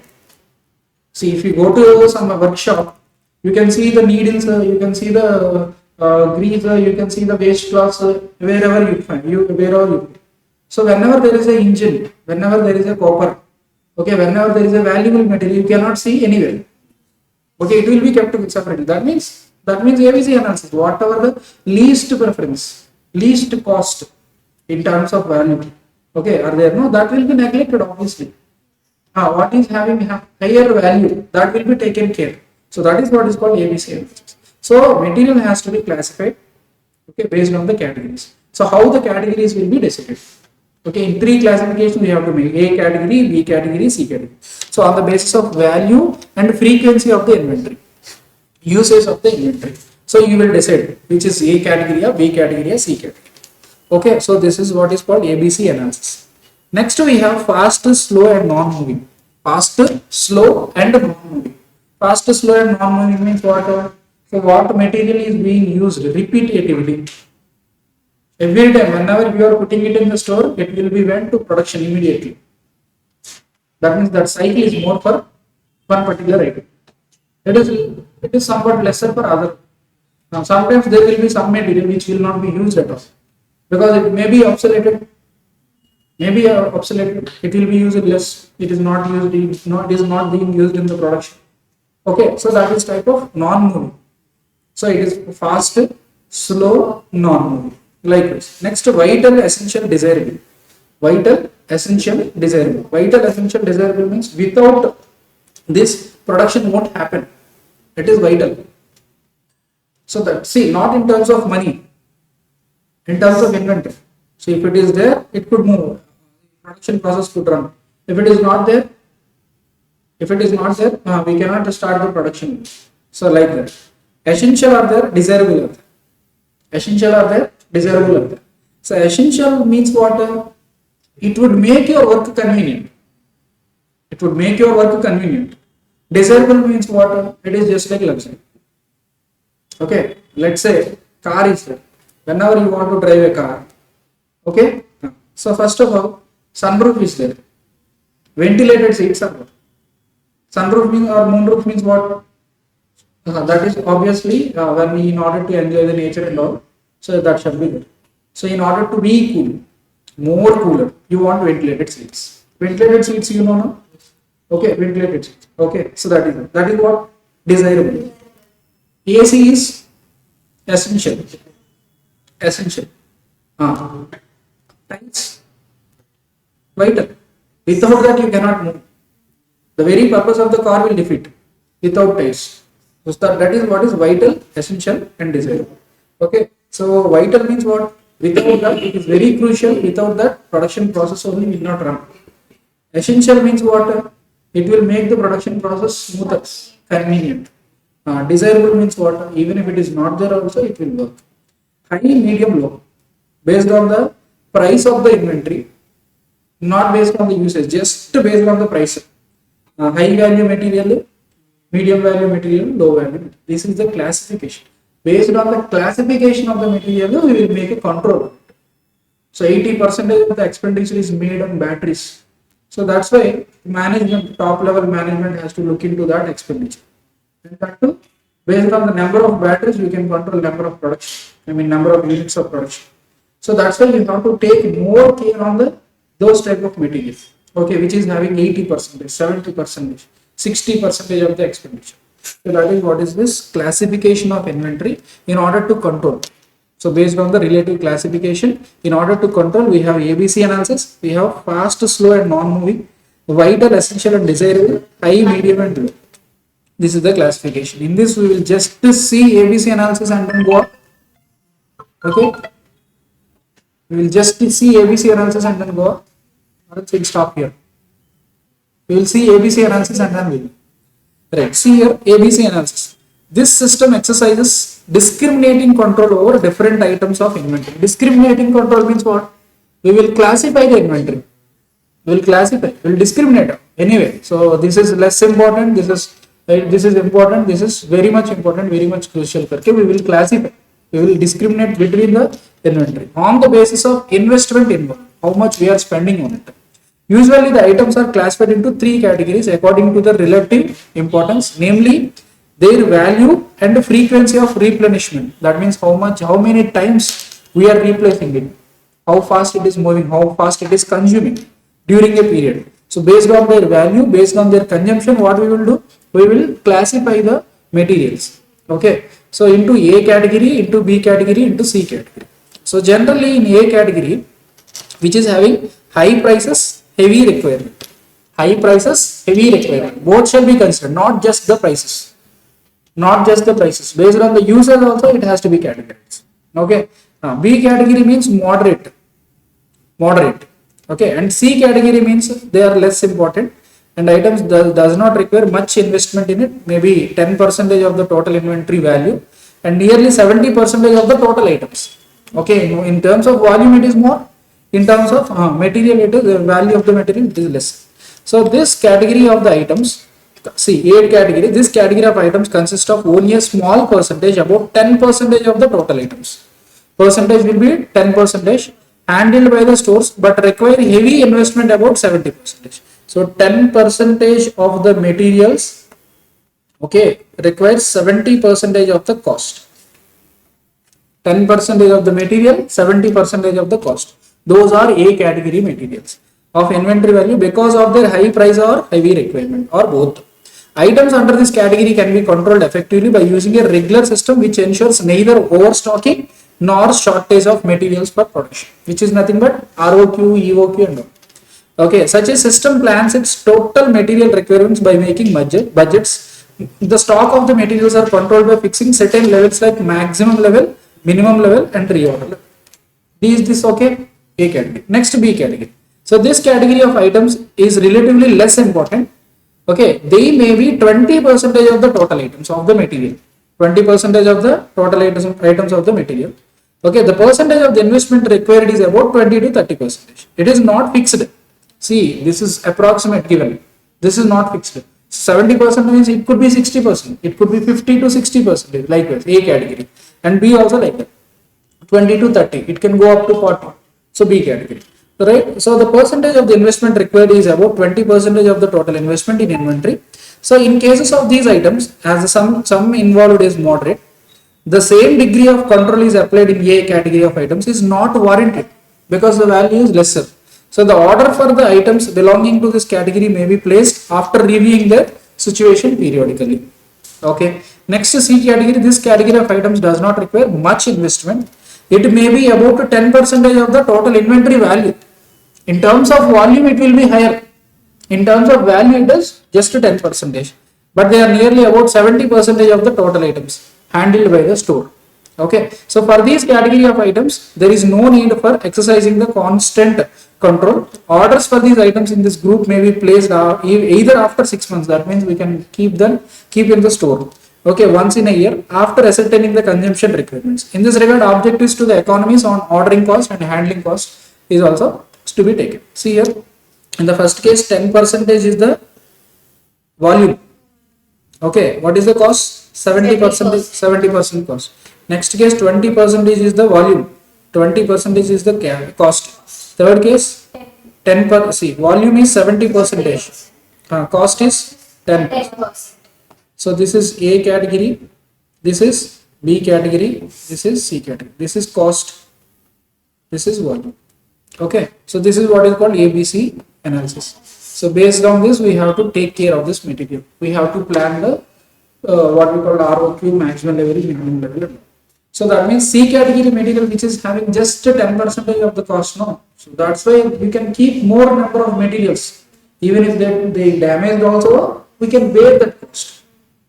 Okay, even if it is damaged also. So even if the store, see, obviously it will be linked to the price only. It may be carrying cost, right? Storage cost will be linked to the price. It will be a percentage of that. Ordering cost are also generally linked to the price only. So that's why even though there are more number of orders or lesser number of orders or more storage cost, there will not be any much difference compared to category A material. So this is what is the ABC analysis. Okay, right. We'll stop here and then we'll meet tomorrow. Okay.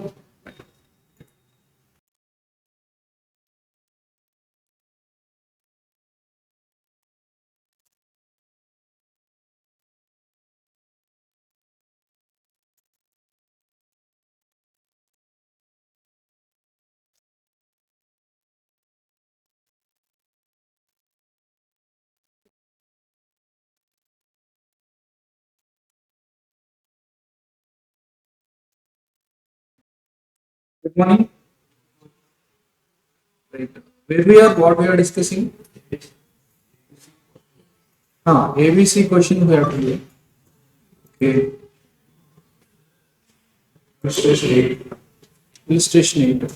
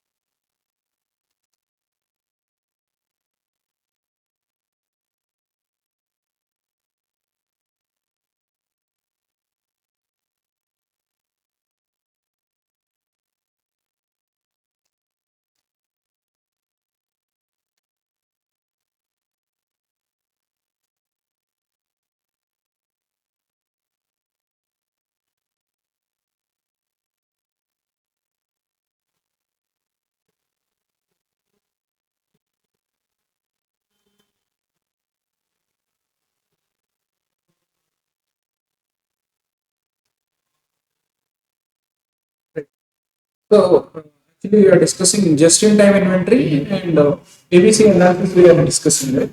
Okay. Okay. Right. So that discussion we made that regarding the material. So we are telling that why we are making such classification means in order to control the material which are most important, like we are discriminating the material, that's what, no, see here, ABC analysis is there, fast, slow and long is there, vital, essential, desirable is there, high, medium and low are there. Okay, so these are the classifications, okay, relative classification we do. So in ABC analysis, fast, slow and non-moving, vital, essential, desirable, high, medium and low, what we are doing is we are discriminating the materials. We are classifying the material. We are dividing the material. Because in order to have better control, based on the volume, based on the value, based on the consumption. So all those things has to be considered. So before carrying those materials, so that we will utilize our optimum resources. Okay. Otherwise, we see if the material value, total material cost is 10 lakhs. Out of that, 70 percentage materials are there, which is having a cost of 10,000 rupees only or 20,000 rupees only. Unnecessarily, no need to waste time on this material. So even though if you go for EOQ also, there will not be much fetching in this. So because EOQ will also be dependent on the purchase price. Okay, so that's why we need to have more control on the material which are most important. Okay, which are in terms of value, in terms of volume, in terms of consumption, which are material very crucial, those materials only will be focused. Okay, right. So that type of classification and discrimination will be done in ABC analysis: fast, slow and non-moving, vital, essential, desirable, and high, medium, low. Okay, right. So in this we have seen now A category, B category and C category. So generally A category are the things where, so here what we will take as basis, not just the price, not just the volume, both will be considered. Okay, both will be considered, right? Now, so in this, generally 70% of the value of the materials will be considered, and where the material will be only 20%. Okay, next in B category, generally value of the material will be medium, like 20-30%, and volume will be also be medium 20-30%. And C category materials are there, they are 70% of the total items, but the value will be 10% only. So these are C category items. Okay, right. So next we have to see this. See here, we have a illustration. We have a illustration where we are going to classify the material. Where we are going to classify the material. You now tell me from the following details. Draw a plan of ABC selective control. They are asking for. So we have the following details. Draw a plan of ABC selective control. They are doing. Right. So item 1 is there. 2 likewise. We have 12 items here. We have 12 items here. So later on they have given the units. So item 1 7,000 units, item 2 24,000 units, item 3 1500 units, item 6 600, item 5 38,000, 6 40,000, 7 60,000. Likewise we have different items and different units. Okay, right. So total 12 items are there. Total how many units are there? Total how many units are there? Total units. Later you have to count.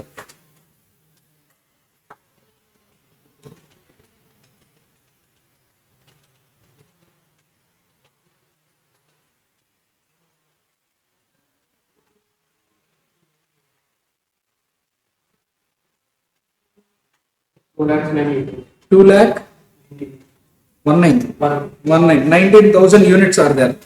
Okay, we have 2,19,000 units and we have unit cost. So based on this, we have to classify the material. See, whenever you are classifying the material based on the units, that will not be enough for ABC analysis. So we have to take out the cost also. Total cost also we have to take. Even on the basis of just the unit price also, it is not enough. So we have to take out the total cost also. So we have to take out the volume and total cost. See, 70% of the materials is costing 10%.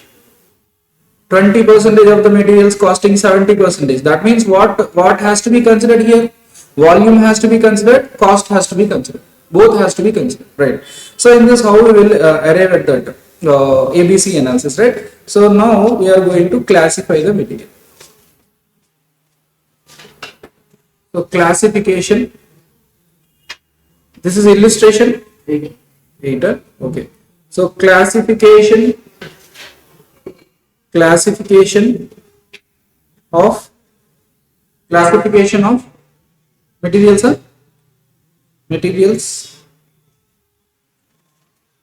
into A, B, C categories. Okay, right. Okay, right. In this, item is given, item number is given. Okay, next, number of units is given.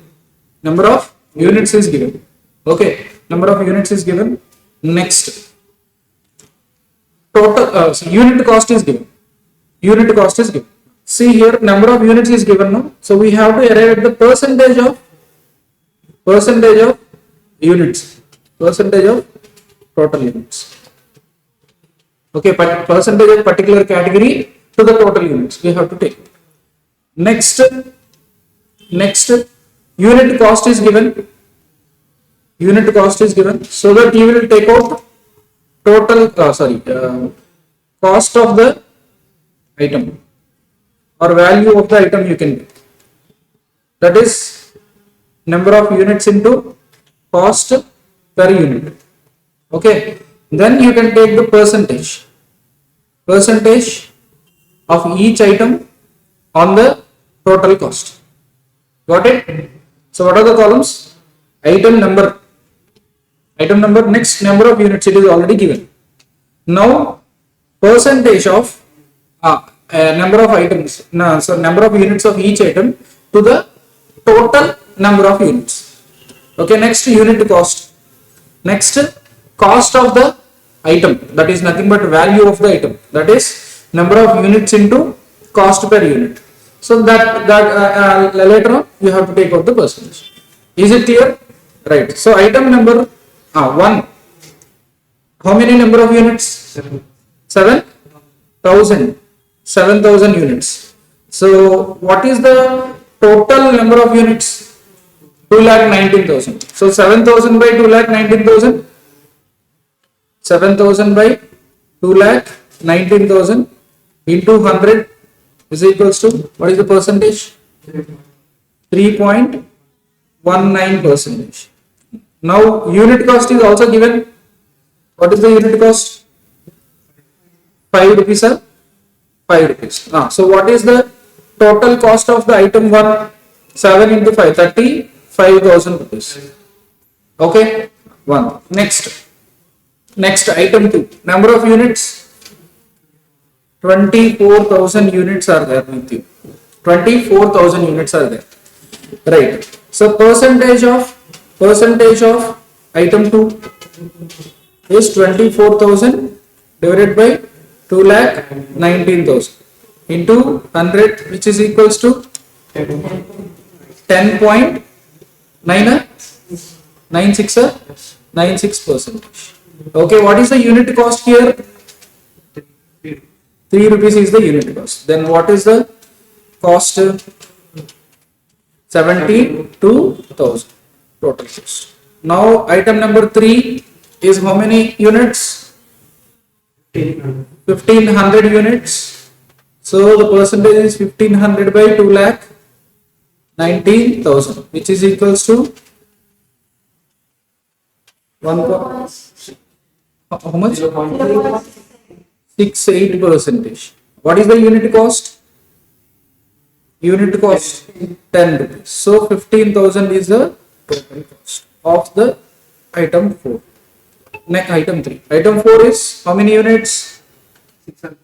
600 units. So 600 by 2,19,000 into 100, which is equals to 0.27%. Okay, so what is the unit cost here? 20. 22. Yes. 22 into 600.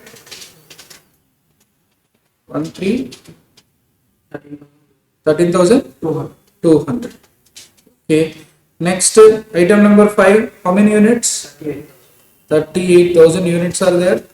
So 38,000 divided by 2,19,000 into 100 equals to 17.35 percentage. What is the unit cost here? 1.50. So 38,000 into 1.50, which comes to 57,000. 57,000. Right. Next, item 6. 40,000 units. 40,000 by 2,19,000 into 100. 18.26 percentage. What is the cost of the item? 0.50. So what is the cost now? Total cost 20,000 rupees. Okay, next item number 7 is number of units 60. 60. What? 60. 60. 60. Okay, 60,000 by 2 lakh 19,000 into 100. 27.39 percentage. So what will be the cost? Unit cost given 0.20. Okay. So what will be the cost now? 12,000 unit cost. Next item 8. 3,000 units given. 3,000 by 2 lakh 19,000 into 100. 1.36 percentage. Then what is the unit cost? 3.50. 3.50 into 3,000 is 10,500. Item number 9 we have 300 units. 300 by 2 lakh 19,000 into 100, 0.13 percentage. So how much is the unit cost? 8 rupees. 2,400. 2,400. Next 10. How many units? 29,000. 29,000 units. 29,000 by 2 lakh 19,000 units into 100, which is equals to 13.24 percentage, and this unit cost is 0.40. So what is the total cost now? 29 into 0.4. How much? 29,000 into 0.4. 600. Okay. Next 11th item we have 11,500 units. So 11,500 by 2 lakh 19,000 into 100, which is 5.25 percentage. So 5.25. So what is the unit cost? 7.10. 7.10 into 11,500. 81,650. Lastly, 12th item is how many units? 4,100 units. 4,100 by 2 lakh 19,000 into 100, which is equals to 1.87 percentage. What is the cost of this? 6.20. What is the total amount? 25,420. You have to sum it off. Then only you will get the percentage of the cost on the total cost. Okay. 35,000 plus 72,000 plus 15,000 plus 13,200 plus 57,000 plus 20,000 plus 12,000 plus 10,500 plus 2,400 plus 11,600 plus 81,650 plus 25,420. 5,420. 3 lakh 55,770. 3 lakhs 55,770. Now you have to take out the percentage. Okay, so what percentage you can take? 35,000 divided by 3,55,770 into 100.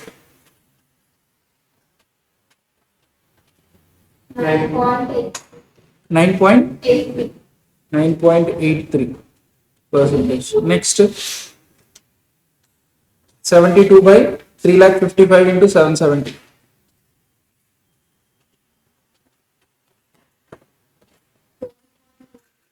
20.23 percentage. Okay, next 15,000 by 3 lakh 55,770.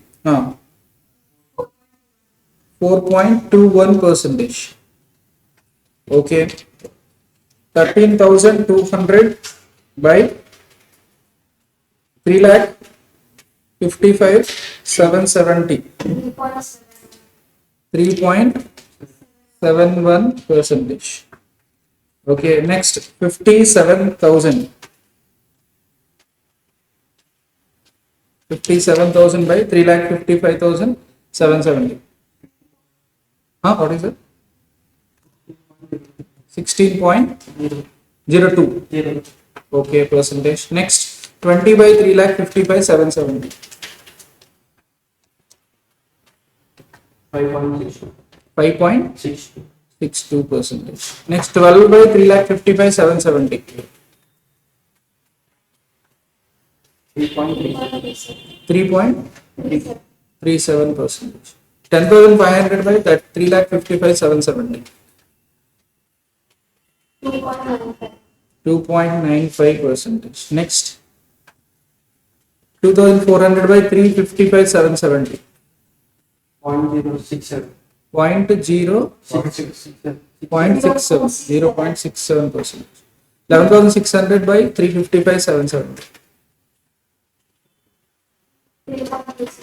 3.36 percentage. 26 percentage. Okay. Next 81,650 by 355,770.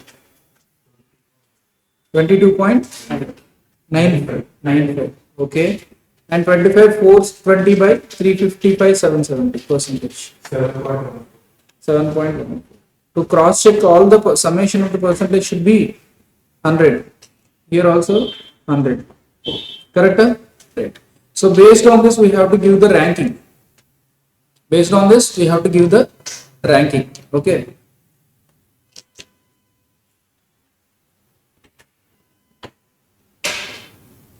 Great.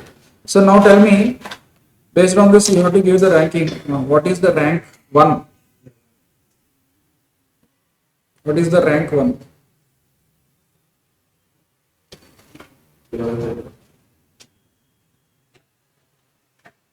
Rank 1 is 11th item, which is 22 point. Okay, 11th item is 1. Okay, can you see that? Right. Next, item 2 is second rank. Okay. Item 5 is having 3rd rank, 16.0. Next, 1 4th rank. Okay, next item 12, 7, 5th rank. Next item 6, 6th rank. Okay, next item 3, 7th rank. Next item 4, 8th rank. 7, 9th rank. Next 10, 10th rank. Okay, 8, 11th rank. This is 12. Okay, right? So we have arrived at the ranking.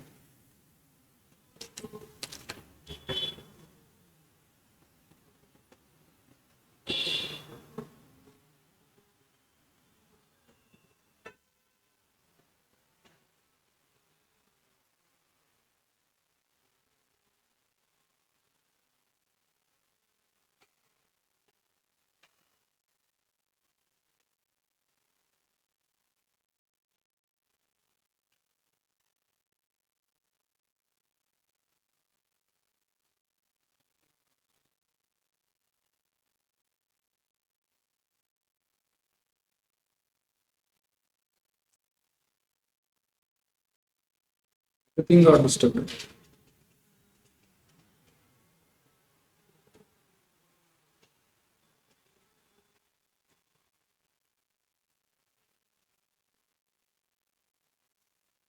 Okay, everything got disturbed here. We will see the answer. So we got the ranking as per this material. We got this ranking now. So now what we have to do is, so based on the ranking, we have to give categories. Okay. So if it is fixed now, see, if you are fixing that whatever 50,000 and above means A category. 15,000 to 50,000 means B category, and up to 15,000 C category. Likewise, if you are fixing means, so you can give the categories A, B, C. So how you can fix it? How you can fix it? Based on the totally. Okay, so if you total the cost, if it is coming around, see here, total cost is 3,55,770 is there. No? So out of that, out of that you take out a percentage, you take out 60 percentage. 60 percentage. How much it is coming? What is that? 2,13,460. So 2,13,460 you are getting. So in that way, so you just go for 1, 2 ranks. First rank is how much? First rank is 81,650 rupees. 81,650 rupees. Next, second rank is how much? 72,000. So summation of these two, it is coming around 1,53,000. 1,53,000. Next, if you add some amount, third rank if you add, how much you are getting? 57,000 means 2,20,000 around. 2,10,000 or 2,10,000 around you are getting. So that means 1, 2, 3 ranks is forming category A. So that means you can go for an estimate. So it is not necessary to take this basis only. It can be a little higher or lower. Just we have to give majority of the portion will be in category A. So based on the total amount. So 1, 2, 3 ranks which is having a summation of 2,50,000 or 2,10,000 or 2 lakh rupees, that will be forming part of the category A. Okay. So likewise there is a basis here, so which is 50,000 and above items are there, that will be categorized as A category items, next B category, next C category. So based on that, see here, ranking 1, 2 and 3, ranking 1, 2 and 3. So those are the items 11, 2 and 5. So what is the percentage you see? See, cost we arrived at the cost nearly 2,10,000. Okay, 1, 2, 3, nearly 2,10,000 we are getting. So if you take out the percentage of the units, if you sum the percentage of the units, then how much you are getting? It is 33%. It is 33%. Okay, summation of the percentage of the units.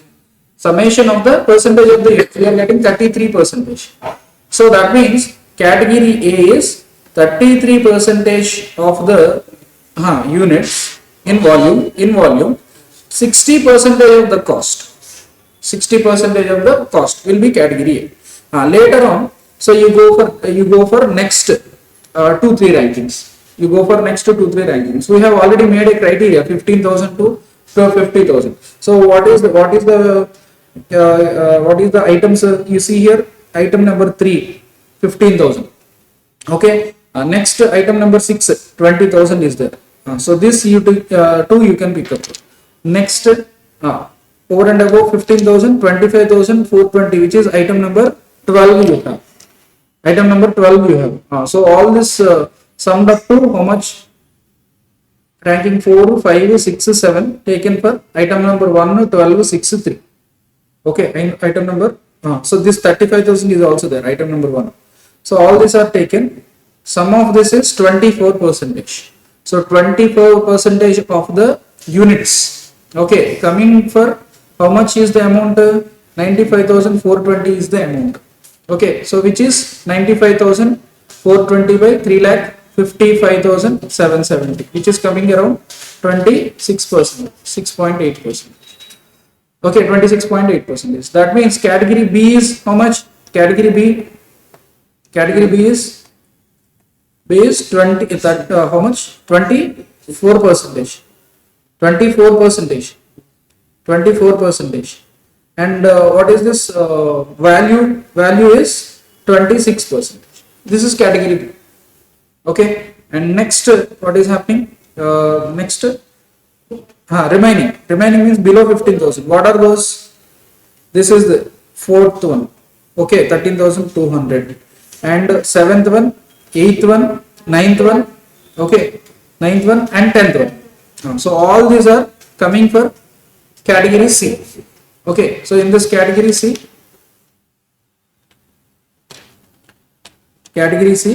so category C, almost 42 percentage of the material is there. 49,700 is only the total cost, where it is coming around 13.9, 14 percentage. So 42 percentage of the material for 14 percentage is categories. Or else you can do one thing that, so what are the ranks? The first ranks are 1, 2, 3 ranks are there. There you can put A. Okay, later on for the remaining amounts, for the next category amounts, you can put there B. Okay, like this you can classify the items. So see here we are classifying that we are calculating the total cost. At the same time, we are calculating the total number of units and picking out the percentage of total cost, percentage of total units, and then we are arriving at whether it is a category A or B or C or like that you are.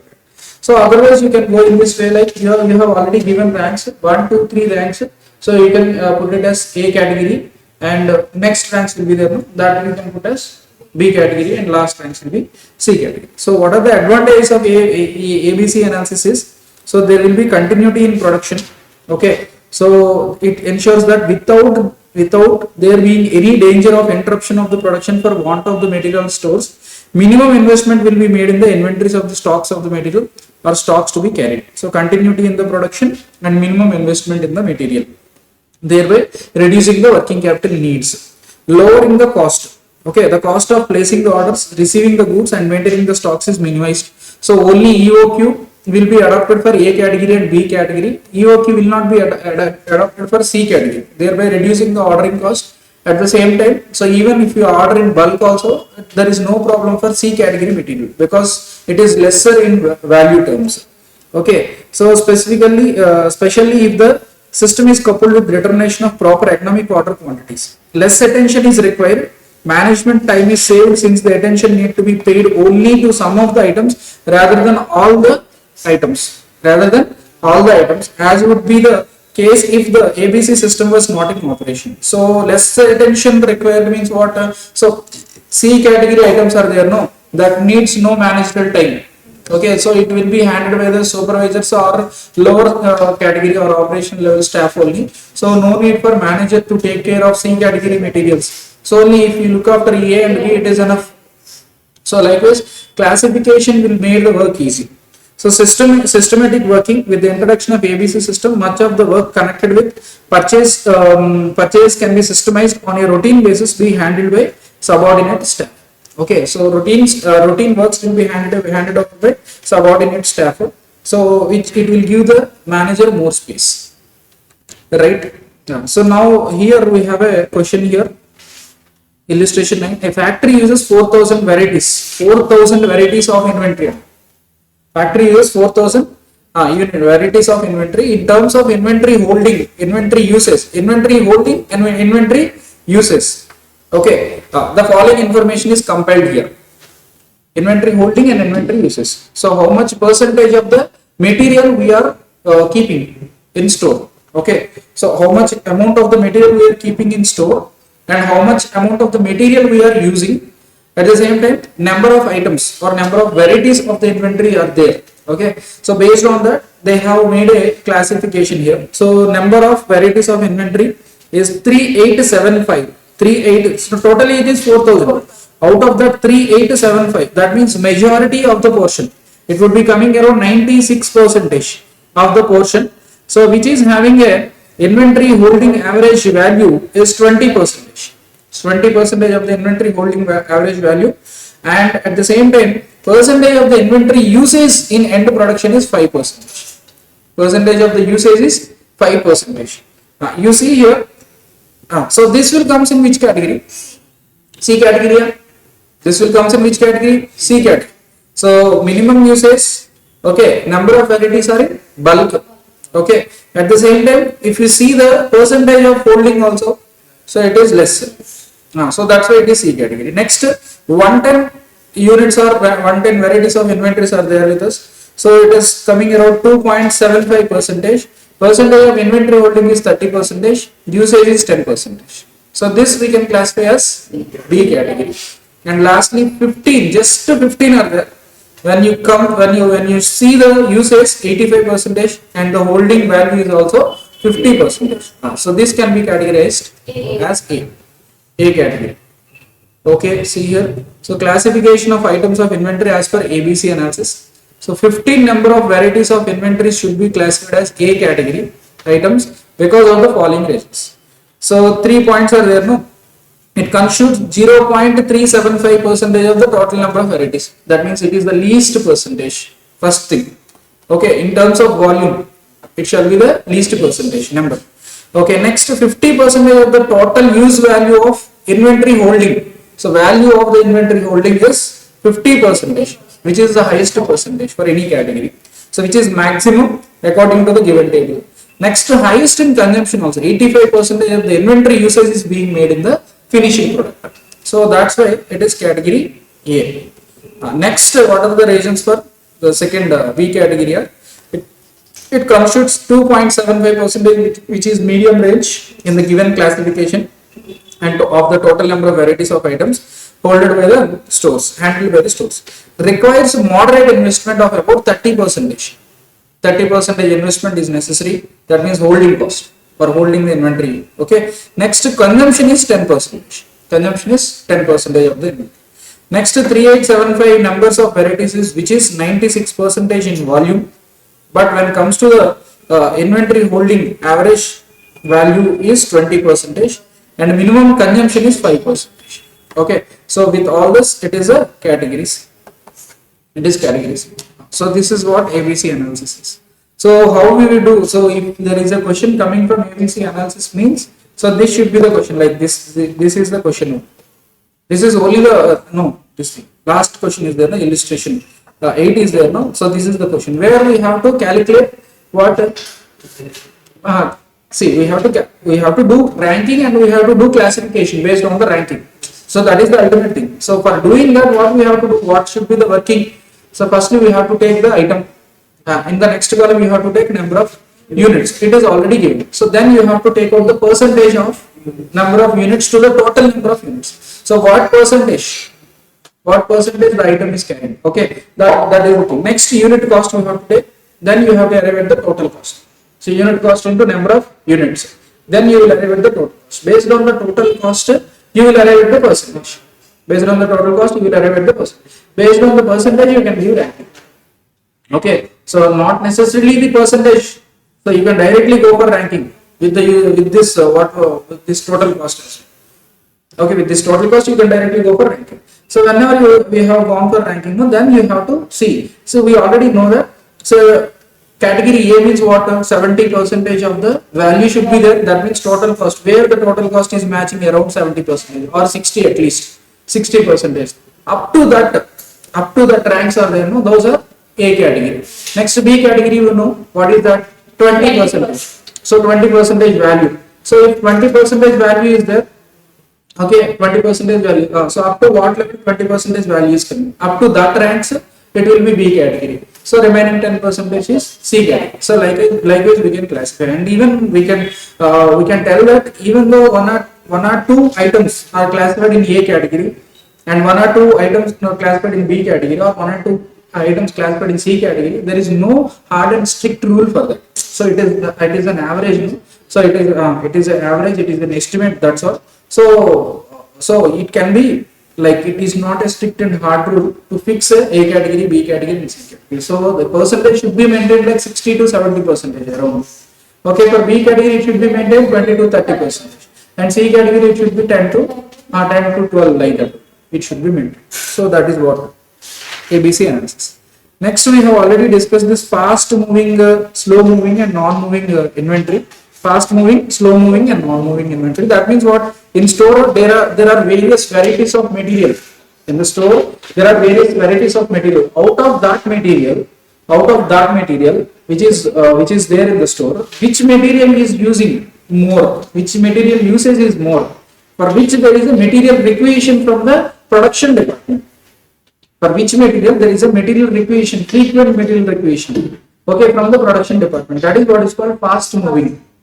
Okay, in the stores lots of inventory will be there, so which will be ordered, which will be kept for production, okay, ready for production. But out of that items or out of that material, which material is moving fast? Which material is consuming fast? So which material is having frequent orders from what? Production department. Request material requisition note from the production department. Those are called fast moving. And what are slow moving? What are slow moving inventory? Slow moving inventory means which are not used mostly. Okay, what will happen if the materials are kept like that and if it is not used? They will be expired or there may be chance for obsolescence.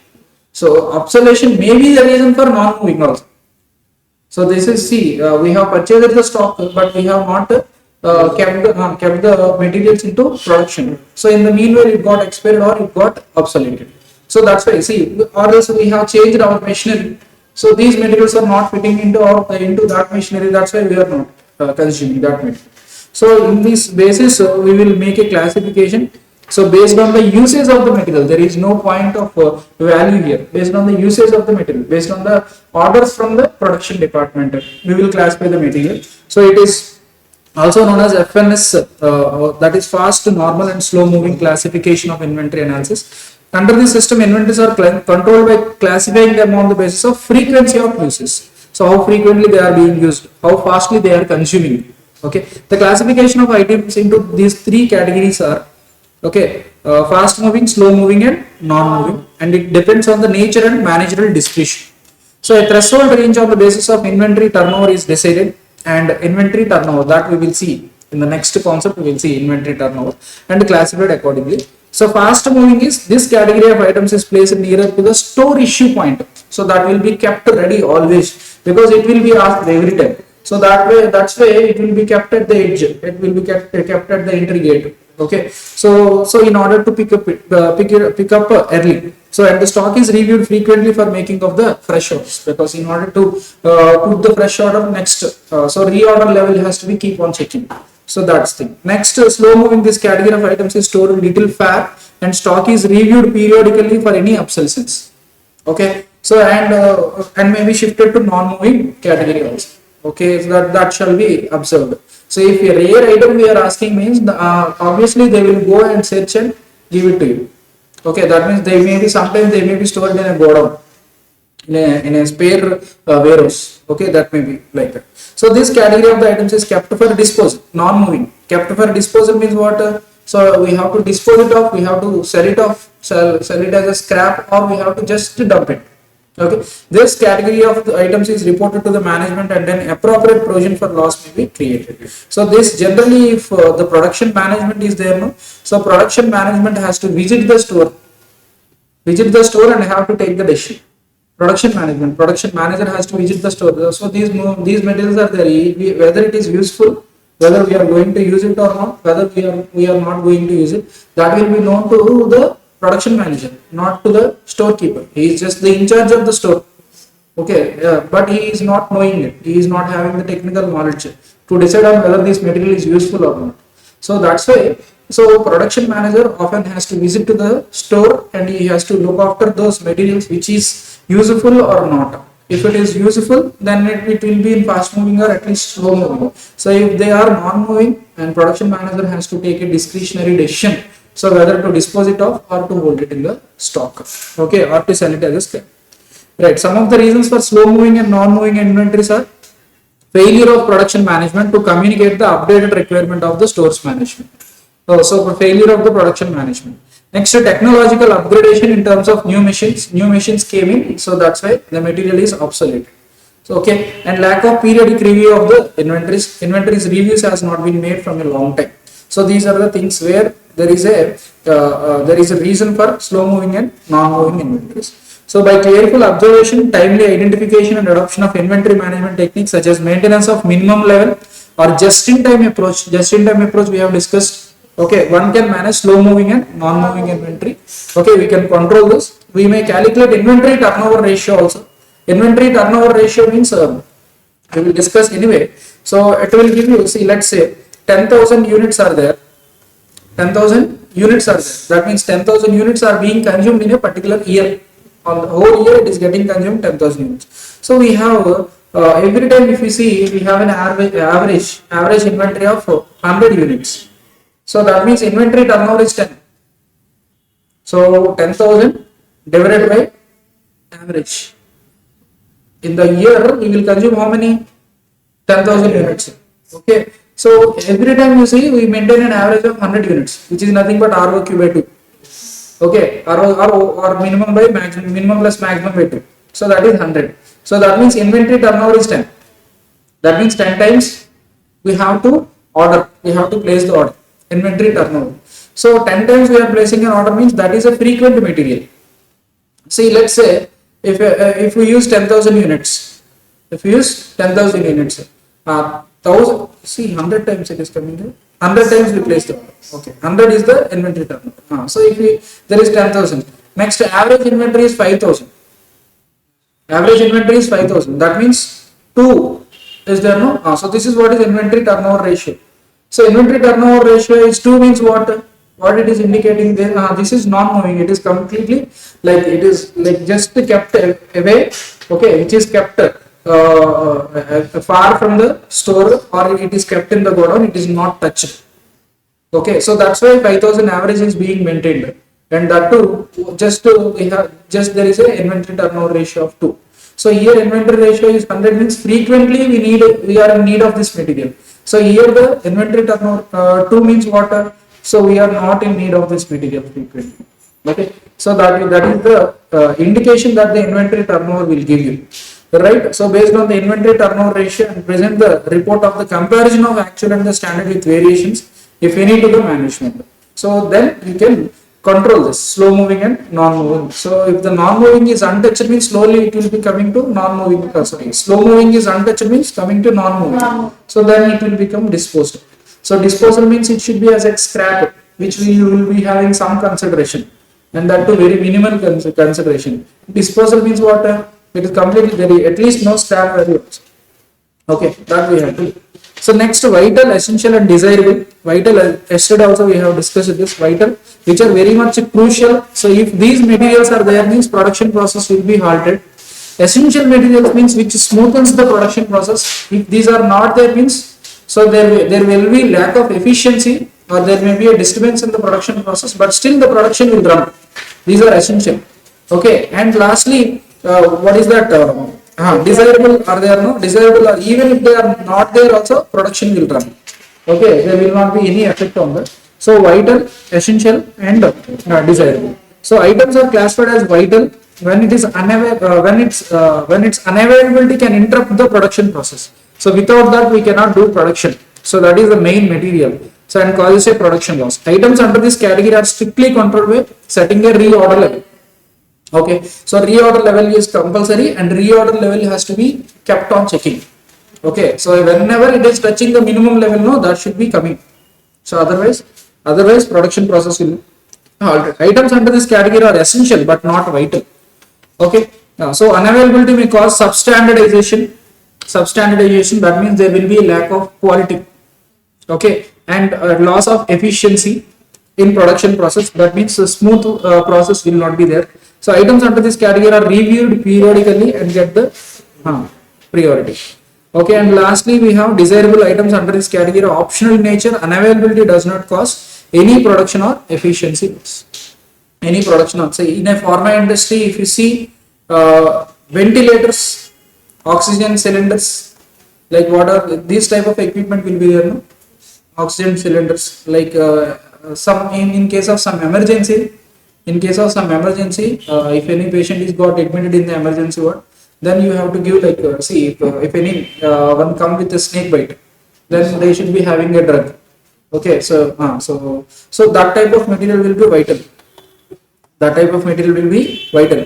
What will be the essential means? So this salines, syringes, so will be there. No, that can be treated as essential. Some this desirable means what? Sanitizers, mask, sanitizer, and vitamin tablets. All these can be called as desirable. Okay. Right. So high cost, medium cost, low cost. So this is just based on the unit price. So it will not consider the volume. It will not consider the total value. It will just consider the total, just unit price will be considered. So what is the cost of each unit? That will be considered. So based on the cost of each unit, so it will be classified. Okay, high cost, medium cost, low cost. So it will be classified in this way. So but this is irrelevant. Actually, we have to take care of the total value.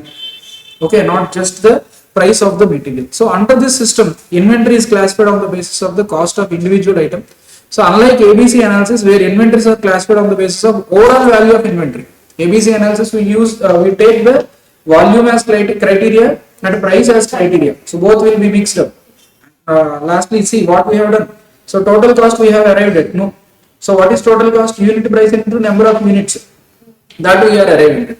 But here what we are doing, just based on the cost price of the unit. Okay, based on the cost price of the unit. Okay, range of the cost is used to classify the inventory items into three categories. Okay, high cost inventories are given more priority for control, whereas medium cost and low cost items are comparatively given lesser priority.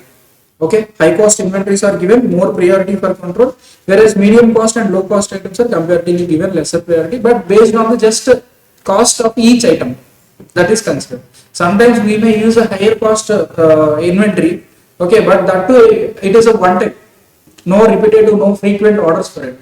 For the entire batch, we will use just one item. Okay, so likewise, the cost of the unit price is higher only. Okay, we no need to take more care on, because there is no frequent order, there is no frequent stockage. So that is what is high cost, medium, right. So now ratio analysis. So ratio analysis is just like a tool. Ratio analysis is just like a tool where we put a input output ratio. Input output ratio means what? So in the production, how much inputs are being given?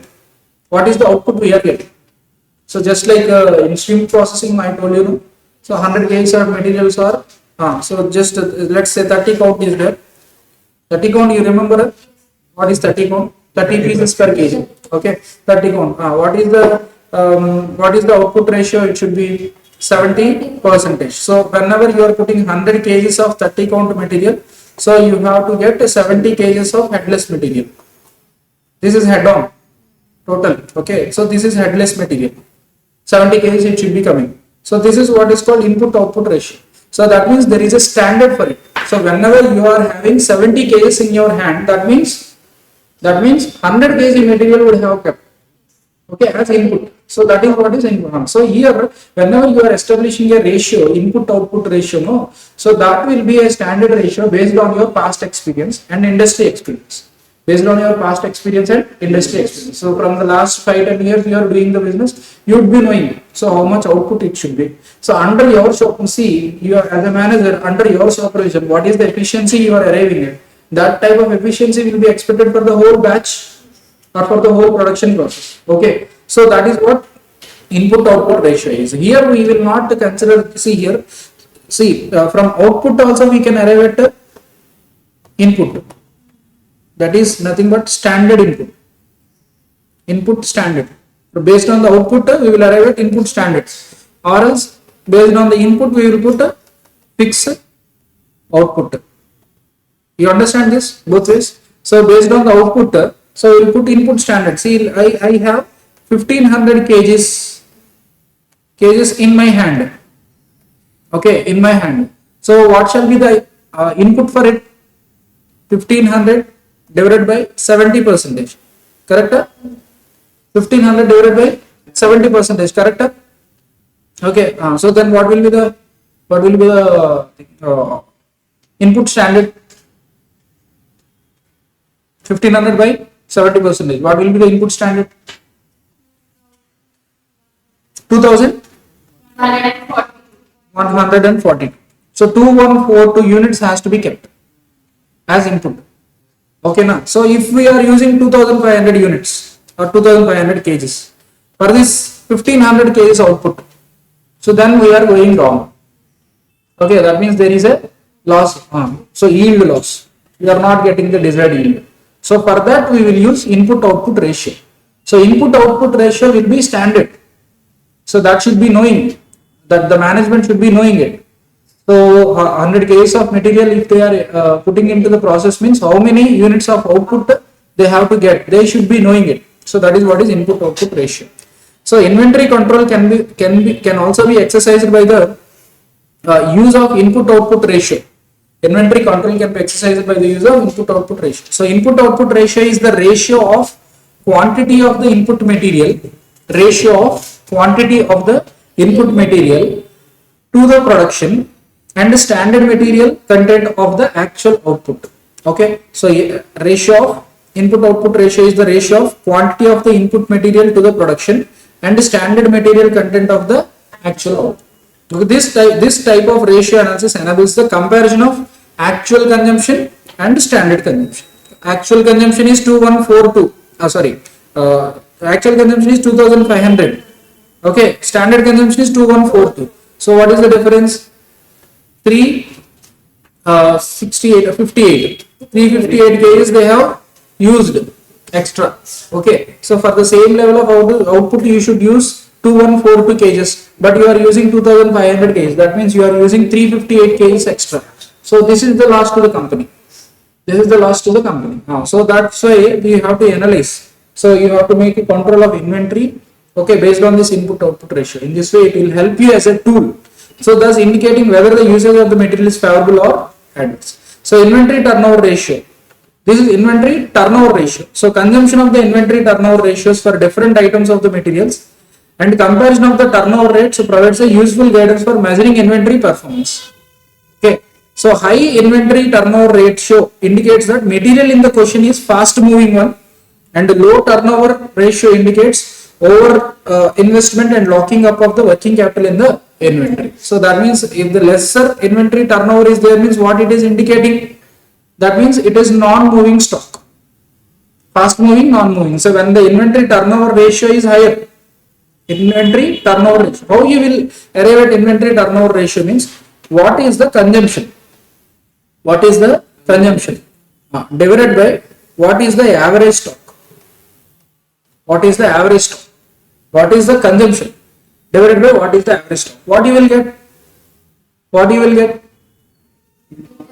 Inventory turnover ratio is there, no? So that inventory turnover ratio will indicate that how many times you have ordered that material.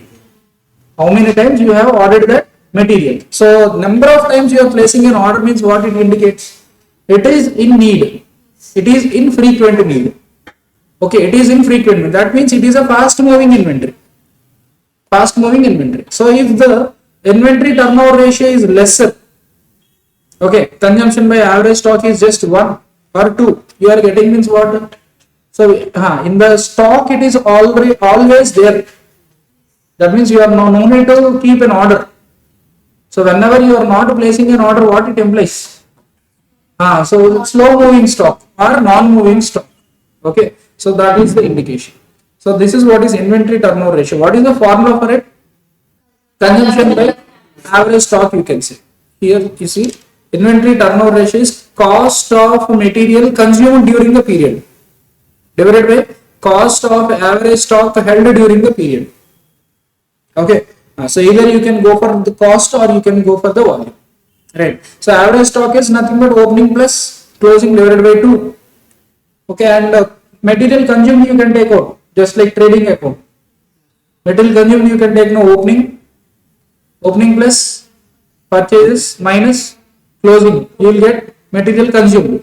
Okay, like this. So average stock is half of opening and closing by 2. So average number of inventory holdings. Average number of inventory holdings is nothing but see here. You will get what we call consumption by average. If you put means you are getting 10. You are getting 10. So that means 360 is the total number of days in a year. 360 divided by 10, if you do, 36 days is coming. That means what? Average inventory is, that means every 36 days entire inventory has to be replaced. That every 30, that means average inventory will be held for 36 days. Average inventory will be held for 36 days. So once in 36 days you have to place the new one. Okay, so frequent repeat. So by comparing the number of days in case of two different materials, it is possible to know which is fast moving, which is slow moving. On this basis, attempt should be made to reduce the amount of capital locked up and prevent the overstocking of the slow moving items. So based on this classification, only fast moving inventory has to be taken, and slow moving inventories, if you are replacing order means we have to stop that putting in order. Stop putting in order. Okay. So based on the data, you have to, in respect of material X for the year ended 31st March 23, so you have to calculate inventory turnover ratio, number of days for which the inventory is held. Can you calculate? Inventory turnover ratio. Opening stock is given, purchase is given, closing stock is given. You have to calculate inventory turnover ratio. That's it.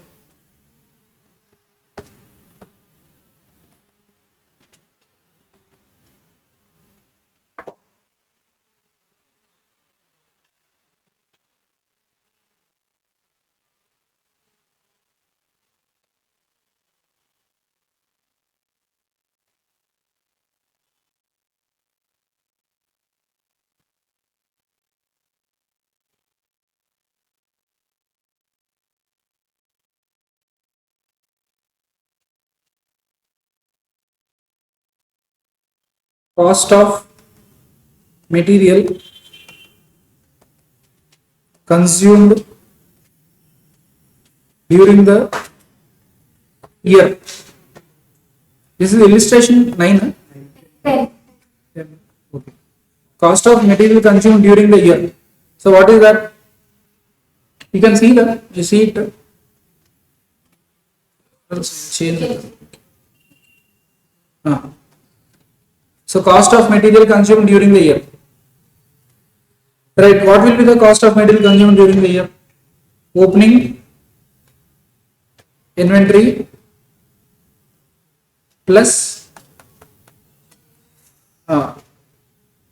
okay, plus purchases minus closing inventory will give you what? Will give you what? Material consumed. Okay, right. So what is the material see? Next, what is the amount of material consumed? Opening is how much? 90,000 plus purchase 2,70,000. 70,000 minus closing stock 1,10,000. 1,10,000 it is.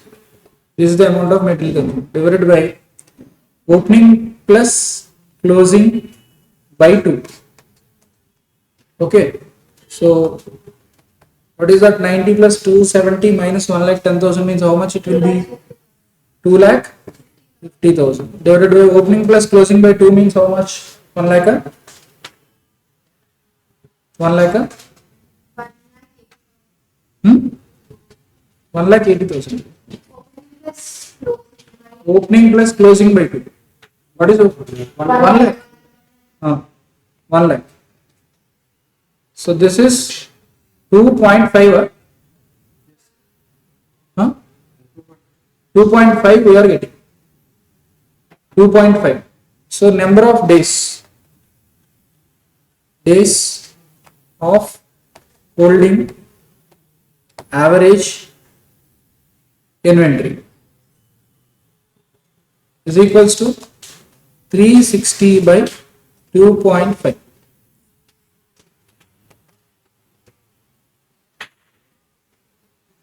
Which is how many days? 144 days. Got it? 144 days. 6, Say 365 days. Okay, fine. 144 days.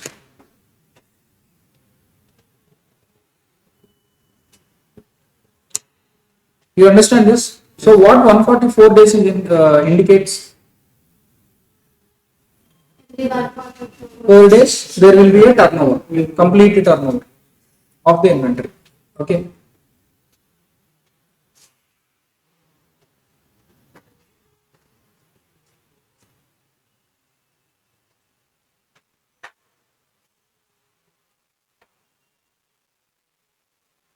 Next question you solve. Simple, but two materials are given. Same. Calculate inventory turnover ratio and put forward your comment on them. Inventory opening is given, purchase given, closing is given. What is the consumption? 10,000 plus 52 is 62. 62 minus 6. 56,000 will be consumption. What is the average? 10 plus 6 by 2. 8,000 will be the average. What is the ratio? 56 by 8. 7. Here it is 9 plus 27 minus 11 is 36 minus 11. 25. 25 divided by 10. 10. Which is 2.5. So number of days will be 365 by 7, which is 52. 52. Next, this is 365 by 2.5, which is 146. Okay. So which is slow moving, which is fast moving? Slow moving is, it is taking 146 days for a new turnover, like for new inventory. So that means material B is slow moving, material A is fast. So comment is material A is moving faster than material.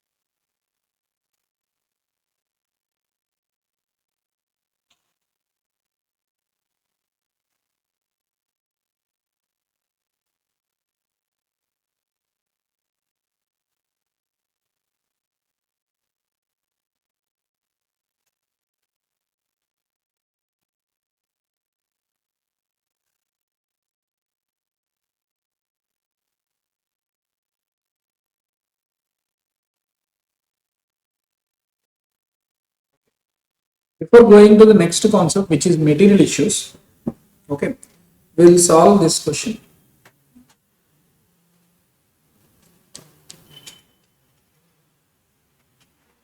Okay, this is the question from old study material. Okay, this question they are asking for economic order quantity.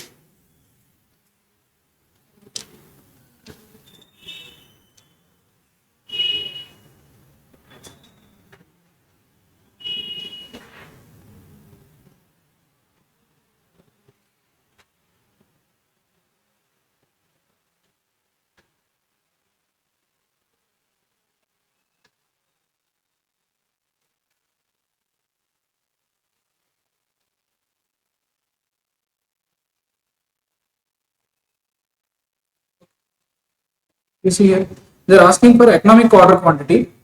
First point. Second point, assume the company is willing to assume 15% risk of being stock out. That means yesterday we have seen question on stock out. What is stock out cost? How we have solved that stock out cost? How we have solved that? So we have taken the instances, number of instances in which we are going out of stock. Okay, for each what we call storage of inventory. How many units we are storing? Okay, next we are going for how many number of instances where we are getting an order more than that inventory we are maintaining. Okay, and what is the probability of occurrence of those instances? So based on that we are arriving at the storage cost. Okay, based on that we are arriving at the stock out cost and the storage cost. Storage cost is anyway fixed. Okay, but stock out cost is something different which will be based on the probability. It is not just the absolute value. So whatever the value we are getting, no, on that value we are applying the probability percentage. So that is taken as stock out cost. Okay, so that you remember, no?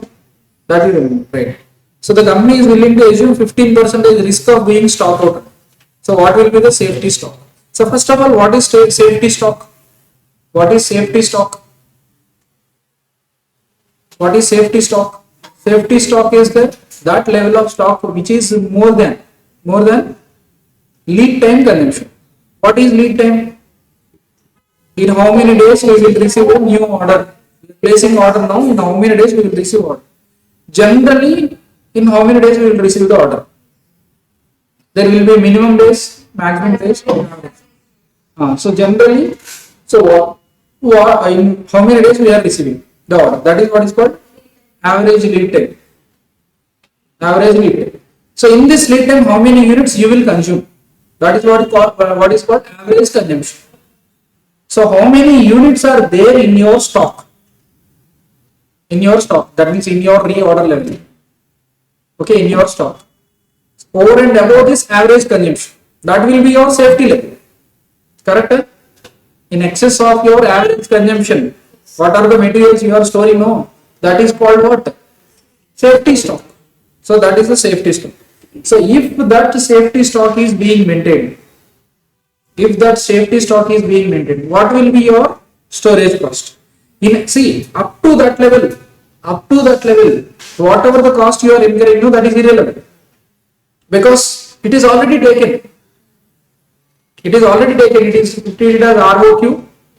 It is treated as whatever the ROQ level is there, no?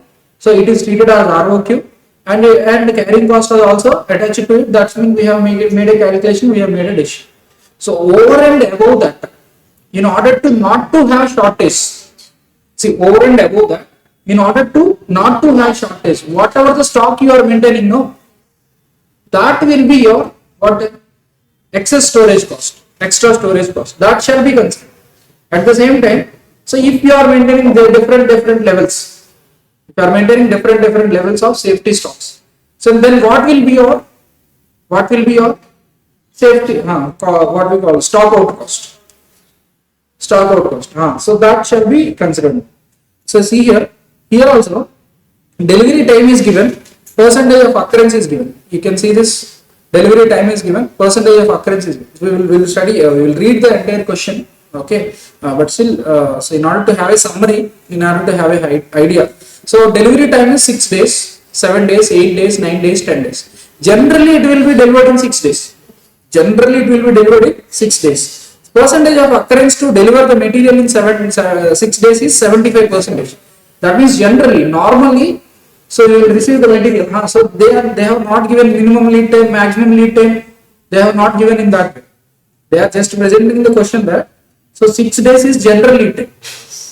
That means in every so if you are putting the order, generally you will receive it. So percentage of occurrence of such event is 75%. That means generally you are receiving in 6 days only. But sometimes in some occasions, so it may receive more than after 6 days. That may be 7 days, that may be 8 days, 9 days, 10 days. So probability of receiving in 7 days is 10%. In 6 days is 75. In 7 days is 10%. So if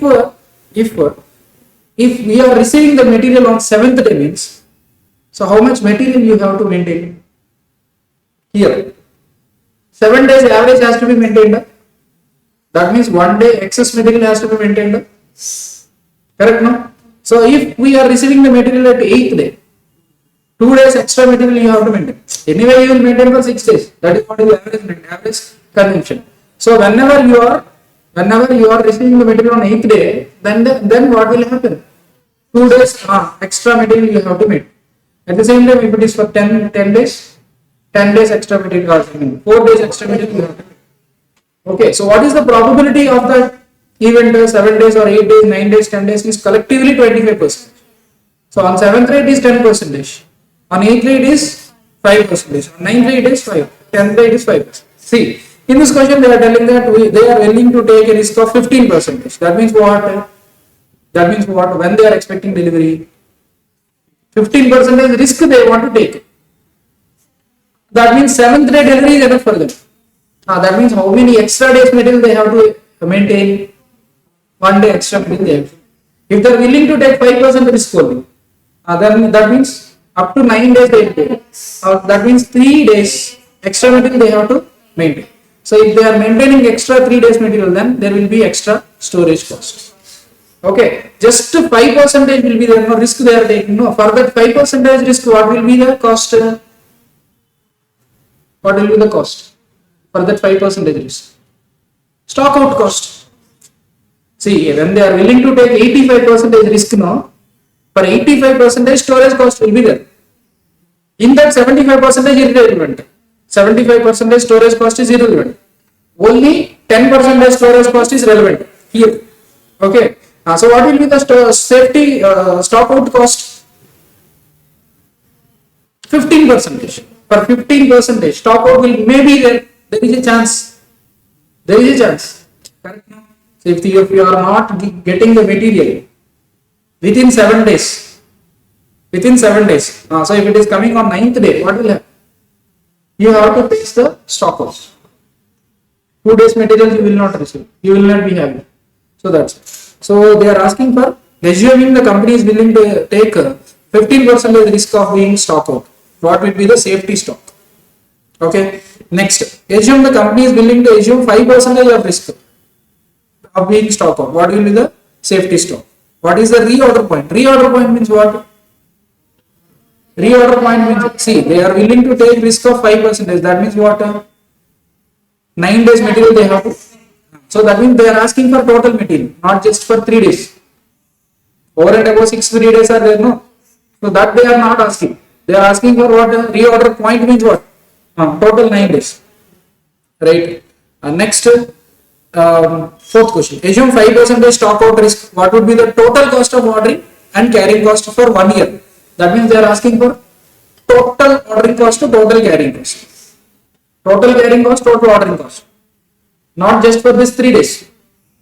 Okay. Next, refer to the original data. Assuming using the process re-engineering, the company reduces the cost of planning a purchase order to only 600. That means what?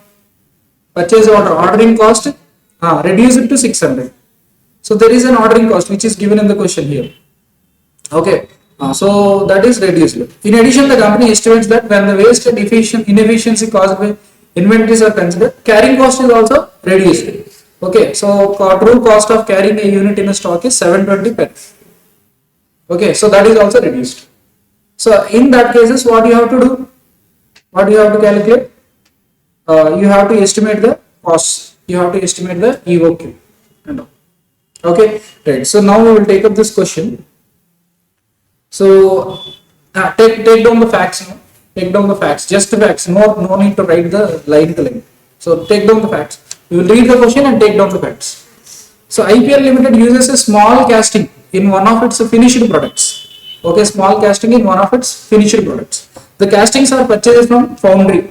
IPL Limited purchases 54,000 castings per year.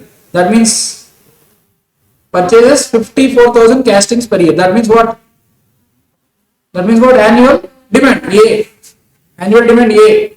A is 800 per casting. 54,000 units or 54,000 castings at a cost of 800 per casting. That means cost per order or ordering cost per order O is given at 800. The castings are used evenly throughout the year in the production process. That means what? on a 360 days per year basis. That means what? That means what? 360 days uniform throughout the year, evenly throughout the year, consumed uniformly throughout the year. That means what? Per day 54,000 divided by 360 will gives you per day consumption. Okay, consumption per day is equals to, you can write there. So uniform consumption throughout the year, which means throughout the year of 360 days, which means 54,000 divided by 360, 54,000 divided by 360, which equals to 150 units will be the, or 150 castings will be the per day consumption per day. Okay, the company estimates that it costs 9,000 to place an order, single purchase order, and about 300 to wait. So we have 800, we have taken as unit price. We have to take as unit price at a cost of 800 per customer. That is not O. 800 is cost per casting, which is nothing but unit price. The castings are used evenly throughout the year. Okay, a company estimates it costs 9,000 to place a single purchase order. That means ordering cost O is rupees 9,000, and about 300 to carry one casting in inventory for a year. That means carrying cost per unit per annum is given. CCPU. So which will be denoted by C is given as rupees 300. Okay, the high carrying cost results from the need to keep the castings in carefully controlled temperature. So why high carrying cost means carefully controlled temperatures and humidity conditions, and from the high cost of insurance. So that's why there is a high. Anyway, we have what we call carrying cost is 300 per year, per annum, per unit per annum for the year. Delivery from the foundry generally takes 6 days. Generally takes means what? Normal lead time. You can write normal lead time is 6. But it can take as much as 10 days. That means in the worst case it will receive by 10 days. So maximum lead time you can write 10 days. Okay, so days of delivery, the days of delivery time and percentage of their occurrence are shown in the following tabulation. So which is, you write this table also. Delivery time, percentage of occurrence. Delivery time and percentage. 6, 7, 8, 9, 10. 75, 10, no, 5, 5, 5. You write this table also. Now we need to compute economic order quantity. First point, we need to compute economic order quantity. Okay.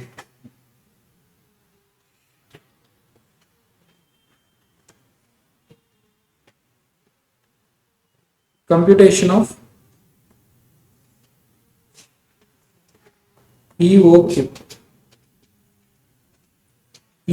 Computation of economic order quantity, which is equals to 2AO by P under root. 2 into A is known 54,000 units. O is known 9,000. C is known 300 rupees under root, which is equals to how much? 1800 units is the EOQ. This is the first part of the question. Correct? First part of the question. Next part of the question is what? They are taking a risk of 15% risk. So risk percentage is equals to 15%. So in such cases, delivery time is what? Delivery time will be how many days? 15% risk means 7 days will be the delivery time. 7 days delivery time. Okay. Normal delivery time is equals to 6 days.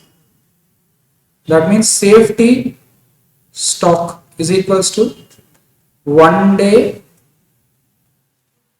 consumption. Okay, safety stock level will be 1 day consumption. Correct? So safety stock is equals to What is 1 day consumption? 54,000 divided by 360 into 1, which is 150 units of castings. Correct? 150 units. This is the safety stock. Okay. What they are asking in the question? Safety point reward. Safety point.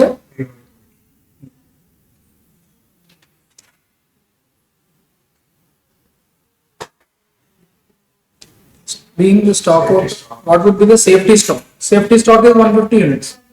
What is the reorder point? Reorder point will be what? Reorder point will be what?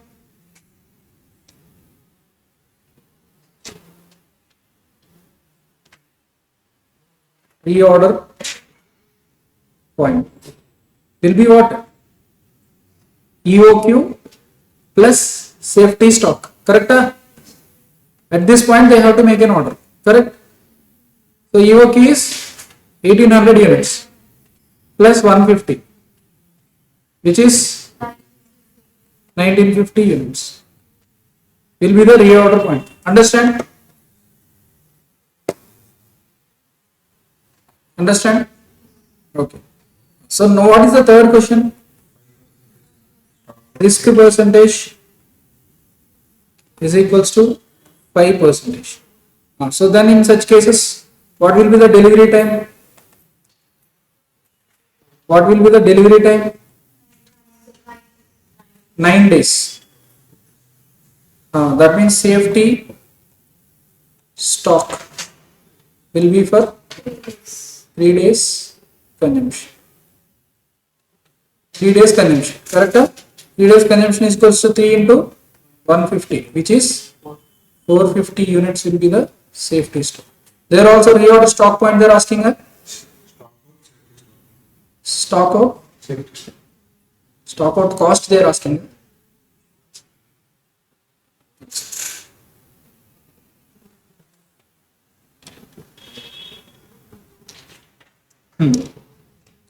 So here assume the company is willing to assume 5% the risk of being stock out. What would be the safety stock? What is the reorder point? They are asking. What is the reorder point? 450 plus 1800, which is equals to 2250. That's fine. Next, assume 5% stock out risk. What would be the total cost of ordering and carrying cost for 1 year? So now we need to calculate what? This is next reorder point. Reordering point is equals to 450 plus how much? 1800. 2250 units. Is it okay? Right. So now fourth question. Risk level 5%. Correct? 5%. So at this point, what is the ordering cost they are asking? What is the ordering cost? What is the ordering cost? Ordering cost is equals to ordering cost is equal to what? Number of orders into cost per order. What will be the number of orders? What will be the number of orders?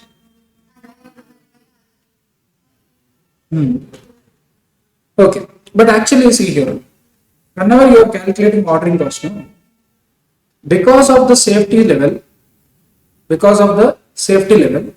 every time safety stock will not be used. What will happen? Every time safety stock will not be used. Is it correct or not? Every time safety stock will not be used.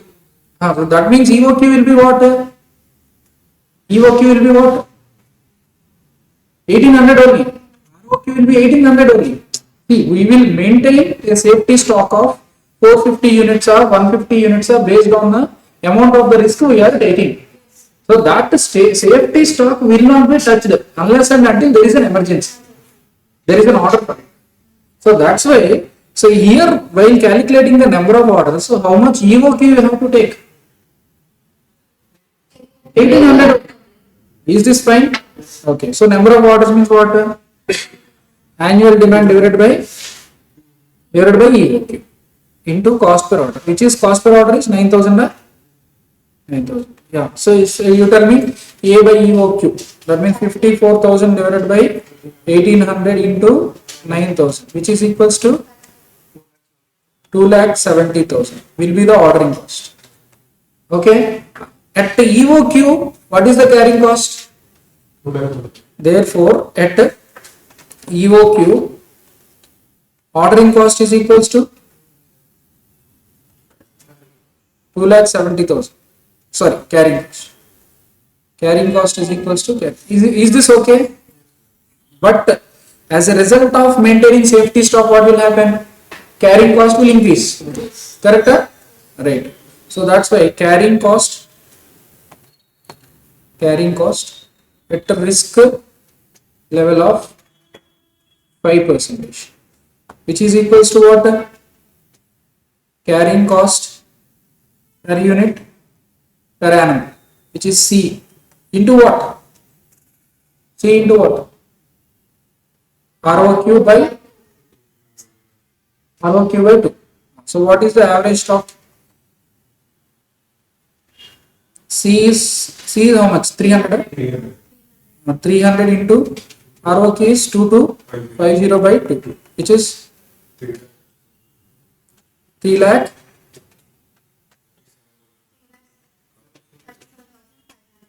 3,37,500 will be there. Why it is not equal to 2,70,000? Because of risk level, because of safety stock. Safety stock is how much? 450 units, sir. 450 units. 450 by 2 into 300, you see how much it is coming. Cross check. 60,500. Difference between 337,500, 2,70,000, you see how much it is coming? 67. So that means the extra carrying cost is due to what? Extra stock. That is what is called safety stock of 450 units. Do you get this point? Yes. Right. So next, what they are asking for is, in the fifth question they are asking for when the purchase order, so cost of placing an order is reduced to 600. Where is 9,000? Earlier it is 9,000. 9,000 the ordering cost. Now it is 600. No. Cost of placing a purchase order to only 600. Ordering cost 8,000 is given. 9,000 is given. It is 600. And carrying cost is 3,000. In addition, the company estimates that when the waste and inefficiency caused inventory are considered, the true cost of carrying a unit is 720. That is, it is increased. Okay, so per unit cost is same. So now you need to calculate what EOQ, total cost, ordering cost, and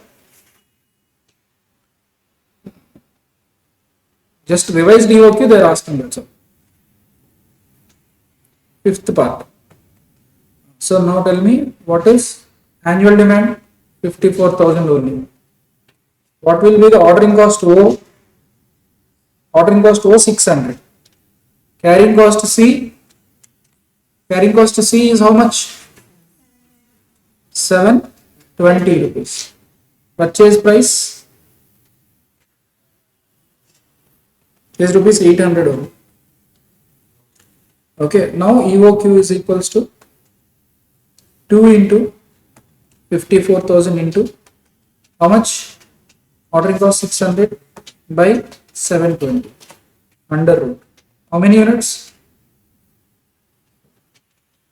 300. 300 units. That means what? For every 2 days you have to place an order. Correct? Why like that? Per day consumption is 150. EOQ is 300. EOQ is 300. That means every time we are ordering 300 only, 300 units only. So that means it will be consumed in 2 days. So that means for every 2 days you need to replace an order. Okay, right. So what is the ordering cost? Ordering cost is equals to annual demand 54,000 divided by 300. Correct number of orders into what is the ordering cost? 600, which will be equal to 1,08,000 ordering cost. From 2,70,000 to it come down 1,08,000. Next carrying cost 720 into 300 by 2, which is 1,00,000. Got it?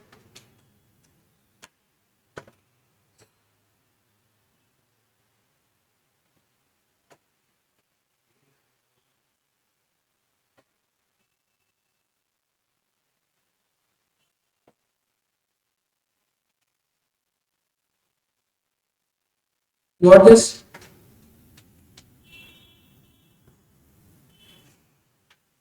See, at the this solution 5, fifth point is there. No, here you can write.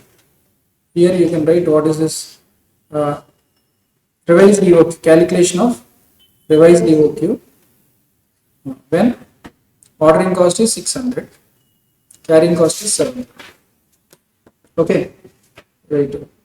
This is risk level of 5%. This is risk level of 5%.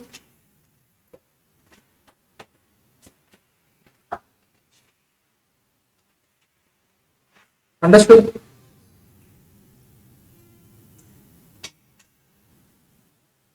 Right. Understood the concept of safety level, safety stock level. So first of all, what is safety stock level? It is a stock level which shall be maintained in excess of lead time consumption. Lead time consumption is nothing but normal consumption, average consumption. Okay, that means what? Consumption during the lead time. So over and above that, what is stock? Which is being maintained, that is called safety stock. So in a way we can say that minimum stock, out of the minimum stock, some portion will be a safety stock. See, in ROQ also we are taking maximum into maximum. That means in that also there is a safety stock. Okay, great. So that safety stock is there, no? So over and above that safety stock, if you are getting an order means, then we could not satisfy that order. Okay, so in such time, at such times, so what will be the cost we will be incurring in order to cope up with that demand is called what? Extra carrying cost for safety level. At the same time, storage cost, stock out cost will also be there. So that will be based on the percentage of occurrence of a particular order being placed, right? So this is the thing.